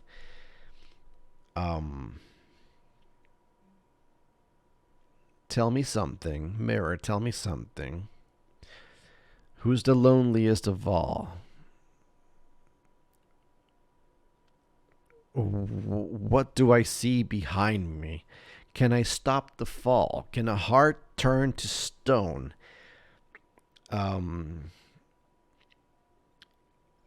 In a way, why am I alone? I'm the loneliest of them all." It starts off with that. Then it goes on. There's another song. It's not a mirror song. It's another song where she talks about. I think it's a Weiss song. It's a song that mentions.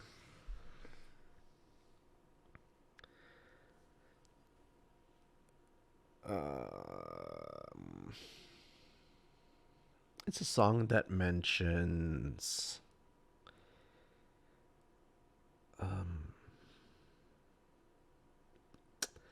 What is the name of that song? It's the one that says.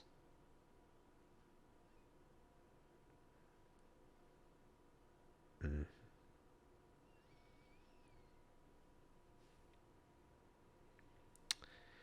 It's the song that says. Gosh, I'm having a hard time pulling up from memory banks.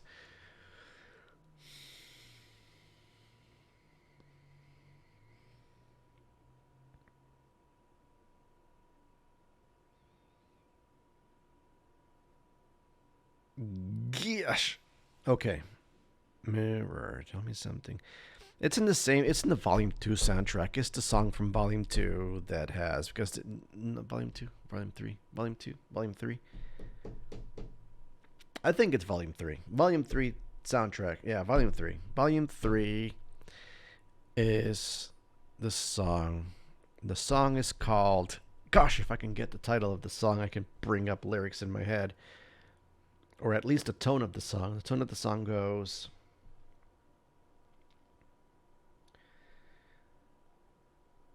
Na na na na na na na na da da da da da.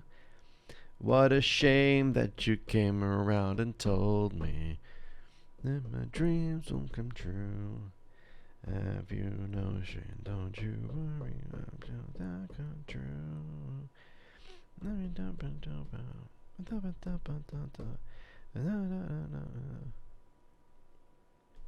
It's my time. Boom, got it. Okay, and then the lyrics talk about how Ice is. If it's a Weiss song, and I'm going to go on the prerogative here that it is a Weiss song, Weiss is presenting things to her father, and she is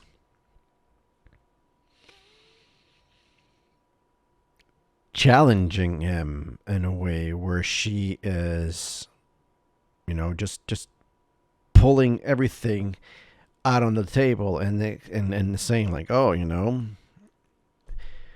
I had dreams, I had hopes, I had expectations, but you told me, hey, that's not for you. Live your life, do what you're told, abandon all these silly thoughts. You're supposed to do what I want you to do. This is your life. And then comes Mirror Mirror Part 2, in which she starts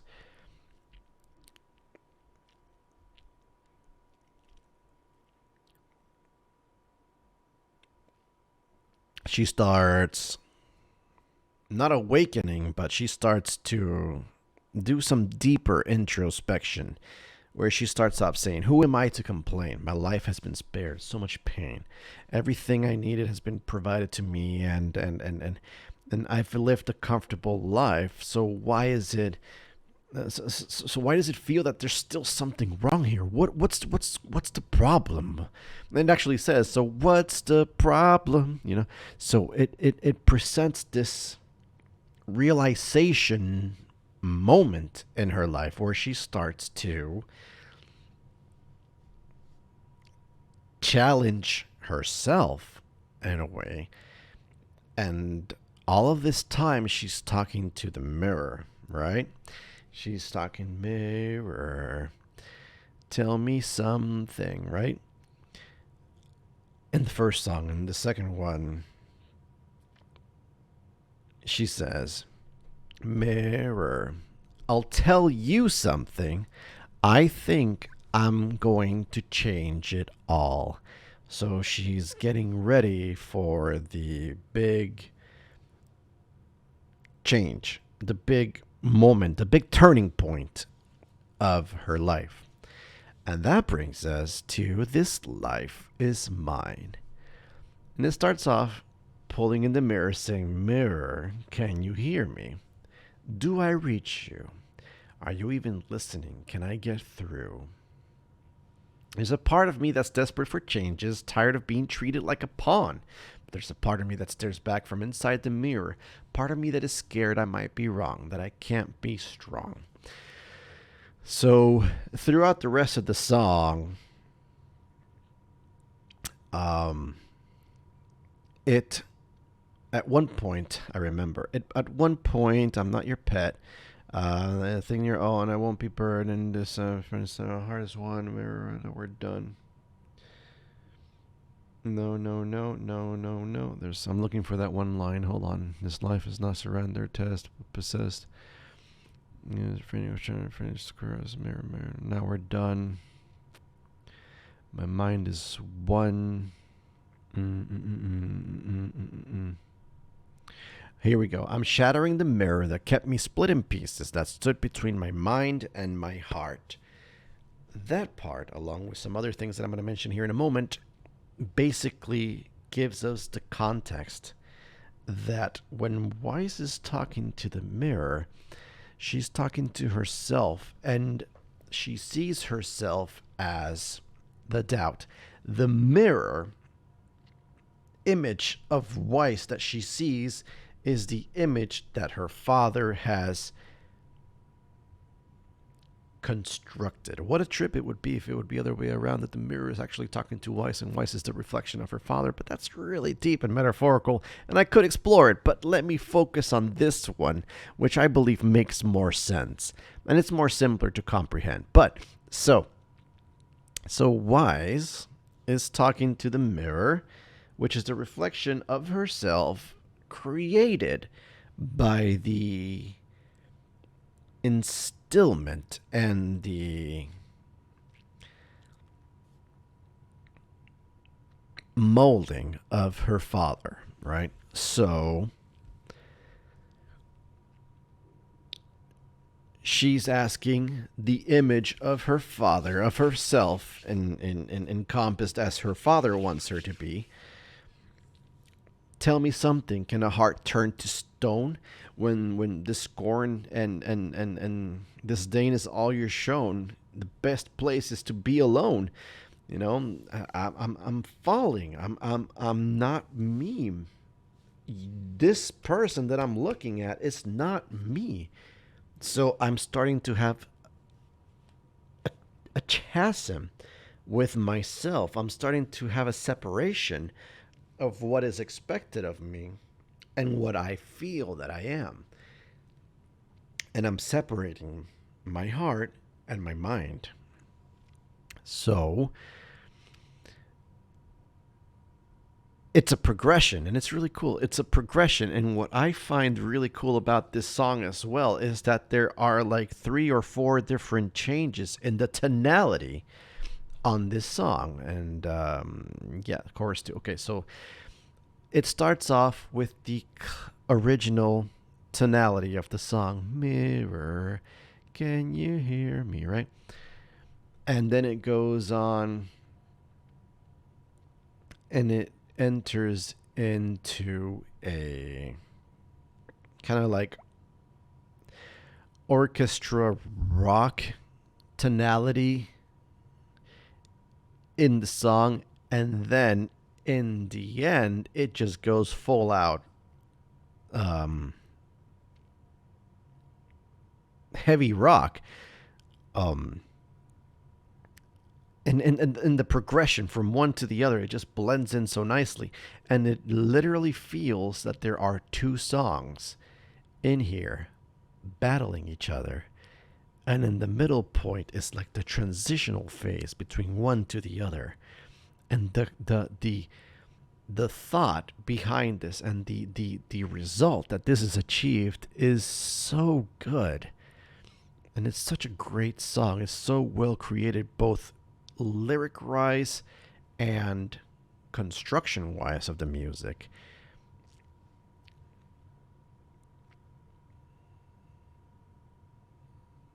Yeah, because the chorus in the first part is like an opera, like she's singing. And then it starts in the dazing how you conquer me, chain me into servility. And then it goes into the heavy part. Shame it took so long to rescue me. This is a cool song. It's a cool song. I won't take away from it, but it's the transition of everything and how everything has a section that goes along with it, and it just works so good. So this is what we're experiencing. This is the transformation phase.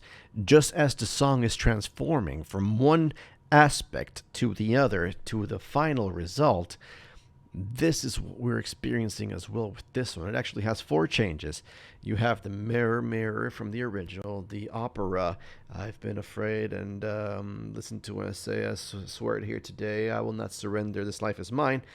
And then it goes on to the second one with a little bit of rock, and then in the last one, the shame that it took so long. Right, and it's just so good. It really is good. I guess you could say that the verse one and the chorus here, these two are together. We could play it off like that. And then verse two, verse three, chorus. This is wrong. This should be chorus three, chorus two. No. All right. So I'm wrong. um,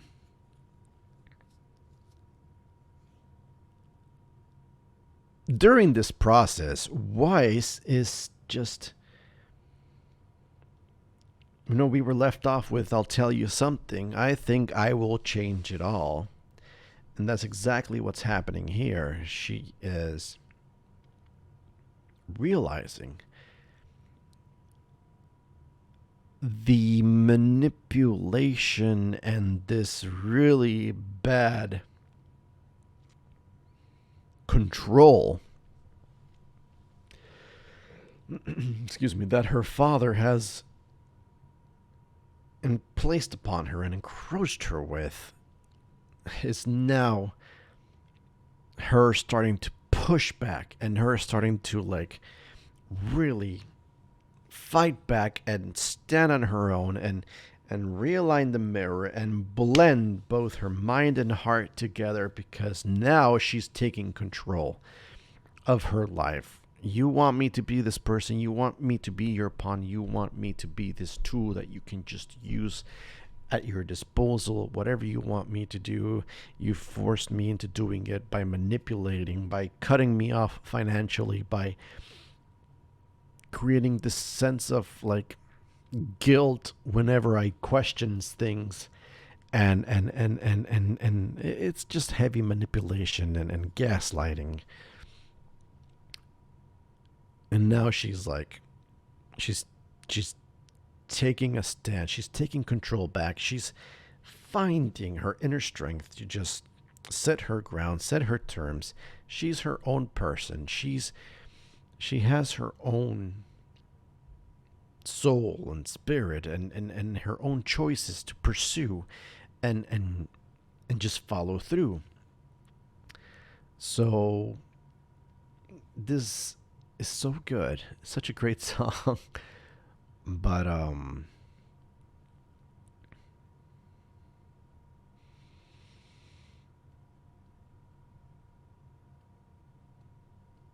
yeah, let's just go through the lines and start breaking it apart here. So, mirror, can you hear me? Do I reach you? Are you even listening? Can I get through? There's a part of me that's desperate for changes, tired of being treated like a pawn. But there's a part of me that stares back from inside the mirror, part of me that's scared I might be wrong, that I can't be wrong. So the constant oppression and guilting and belittling and making you feel less and taking away your dreams and basically just clipping your wings, just cutting the feathers off your wings so that you don't have what it takes to just do things on your own, steal you of your independence, if you will. That is the Weiss that is staring back from the mirror that she sees herself. And because she sees that Weiss, she's like, well, that's me. And if this is a reflection of me, then, this is me. And therefore, I don't know if I have what it takes to do the things that I want to do. Therefore, I shouldn't do them. Very psychological, traumatizing in a way.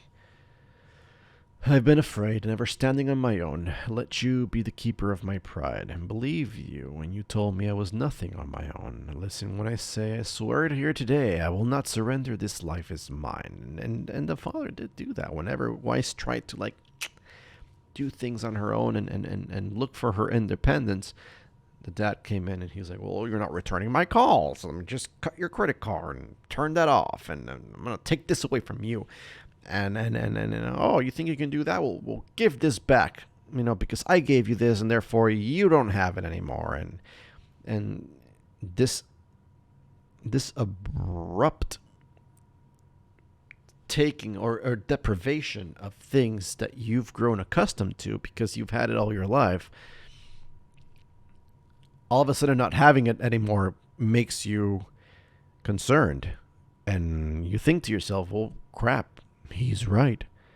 I'm nothing without him. I don't have anything of my own. I don't have any resources of my own.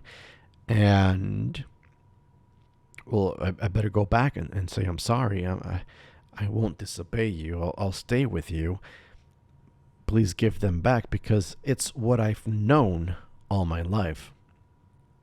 And this brings back experiences in my life, not personal, but things that I've witnessed about abusive relationships. The one of the partners does everything he can to keep the spouse dependent on the partner, and I've seen it both ways. The woman has women in this particular situation, in this particular event, the woman used more psychological abuse towards the man to keep the man dependent emotionally from the woman. And it was really bad. The guy's self-esteem literally was in the ground, and he just did not have any confidence at all to overcome things, to stand on his own. He literally thought he was never going to get another girl in his life, and because of that, he desperately tried to cling on to this abusive girl, even though it was a dangerously toxic and poisonous relationship. And it was terrible. It was devastating to see somebody who I knew personally change from this funny, quirky, and I'll admit somewhat weird guy into somebody who's just, he felt so little and so insignificant if he was not with this girl. And it was terrible. It really was. She made him emotionally dependent on her. And the tactics that I can recall was that she would, play the victim, that he was the one that was making her change her life for him, and that she was unhappy, and it made him feel like he was the bad guy. So he tried so hard to not be the bad guy. And if you're trying to take away negative from something that doesn't have negative in it, then you end up taking away the positive just to take something away. I don't know if that makes sense, but he deconstructed his character to get to that state in which he was just an emotionally dependent person on this girl. And it was really bad. So, but anyway, that was just my real life parallel that I can pull up and cross-reference with this. In Weiss's situation, the dependency was more of a physical thing, because I don't think there was much affection between Weiss and her father.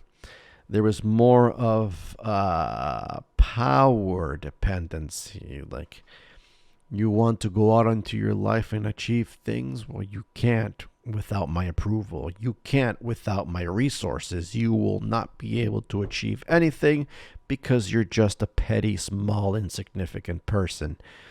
It's not an emotional dependency, it's more of an empowerment or independent dependency, where that gets shunted and stricken down to the point where you are now uncertain if you have what it takes to do your goals, if you have what it takes to achieve your dreams. And when you do try to embark on your dreams, no, those dreams are insignificant. Those dreams are not going to achieve anything for you. Abandon those dreams. Get rid of that. You should be focused on this instead, which is what I want for you, because this is your future. I know what's right for you. You don't know what you want. Listen to me. Let me guide you where you need to go. And while in particular scenarios that could be useful, in this particular situation scenario, it isn't, because the person does have the strength to achieve things. Wise has the power to achieve a lot of things. But she got, her wings got clipped, and the doubt and the uncertainty got planted in there. And that creates the uncertainty of, well, can I even do things that I want to do? Do I even have it in me to achieve these things? And that's the problem that Weiss, the separation of Weiss's mentality and her heart experienced. Her mentality is broken down because of the interaction with her father, but her heart still yearns for greatness, for its own dreams, for achieving the things that it wants to achieve. And in this particular song, it describes the process of regaining control and doing things on your own. It mentions here in verse 2, amazing how you conquered me, chained me into servility, and made me see the world the way you told me to. But I was young and didn't have a way to know the truth, born to live your legacy, existing to just fill your needs, a casualty of this so-called family that you've turned into a travesty. But I don't intend to suffer any longer. Here's where your dominion falls apart. I'm shattering the mirror that kept me split in pieces, that stood between my mind and heart. This is where I'll start.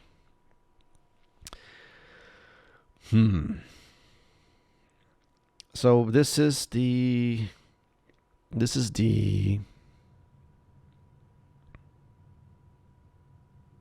awareness moment for Weiss, where she starts to realize what the heck has been going on my entire life. How did we get to this point? And it's crazy. It's crazy that it has taken me this long to realize what has been going on, because it's unfortunate, but I was young back then. I did not know that things were different. I could not see it at that time. But now I can. And this is where I take a stand. This is where I'll start. Right there. And it continues on. I'm not your pet, not another thing you own. I was not born guilty of your crimes. Your riches and your influence can't hold me anymore. I won't be possessed, burdened by your royal test. I will not surrender. This life is mine. And that's another call out to the original trailer song. White is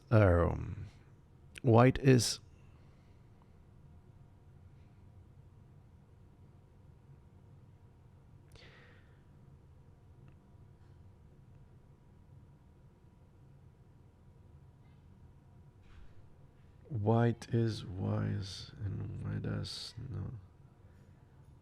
Oh man, I can't remember. Okay, the trailer song. Red like roses fills my dreams and takes me back to the place you know. White is ja. White is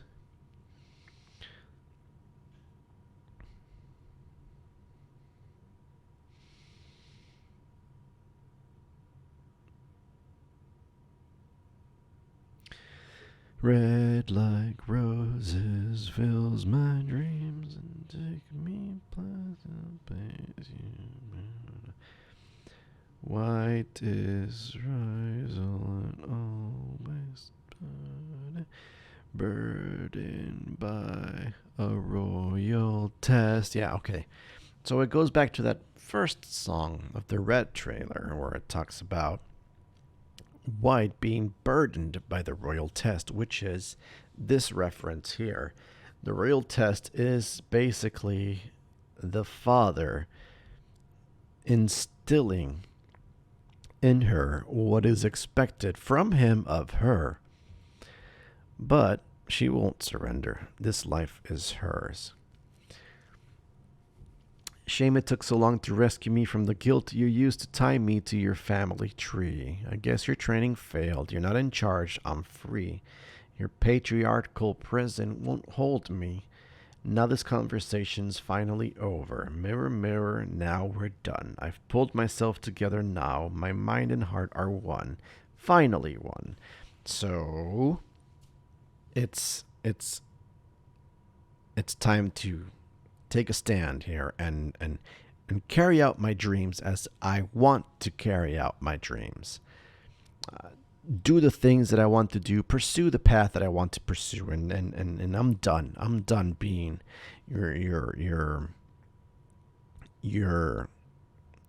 I guess pawn would be the best choice of words here. I'm done being your little pawn that you can manipulate and use as you see fit on your grand scheme game of enterprise or whatever it is that the father was trying to do with the Schnee Dust Company.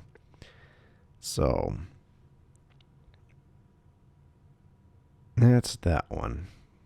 It's all in all a really good song.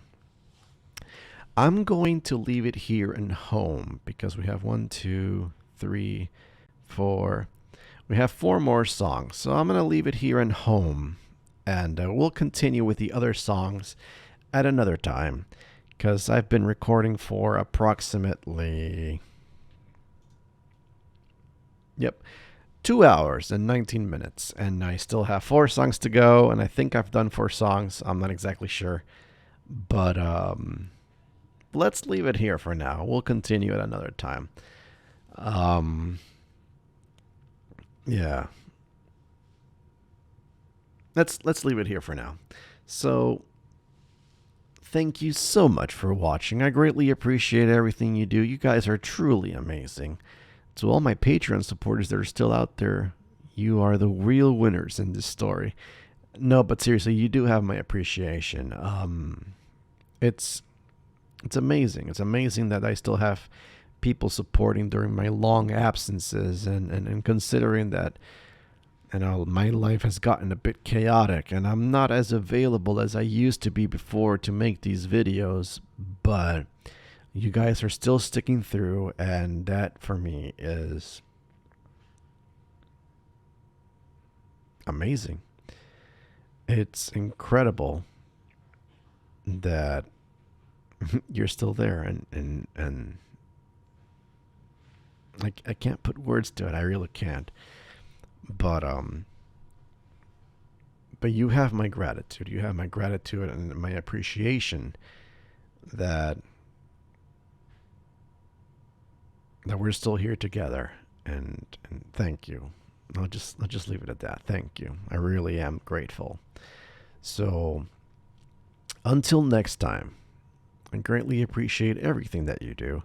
We'll see if we can close off the last songs and then talk about Volume 4 as a whole, and then we'll be done with Volume 4 and then onwards to Volume 5.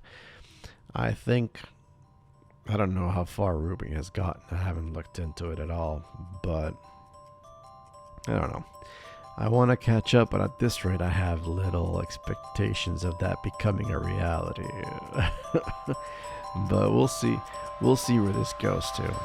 So until next time, take care and bye bye.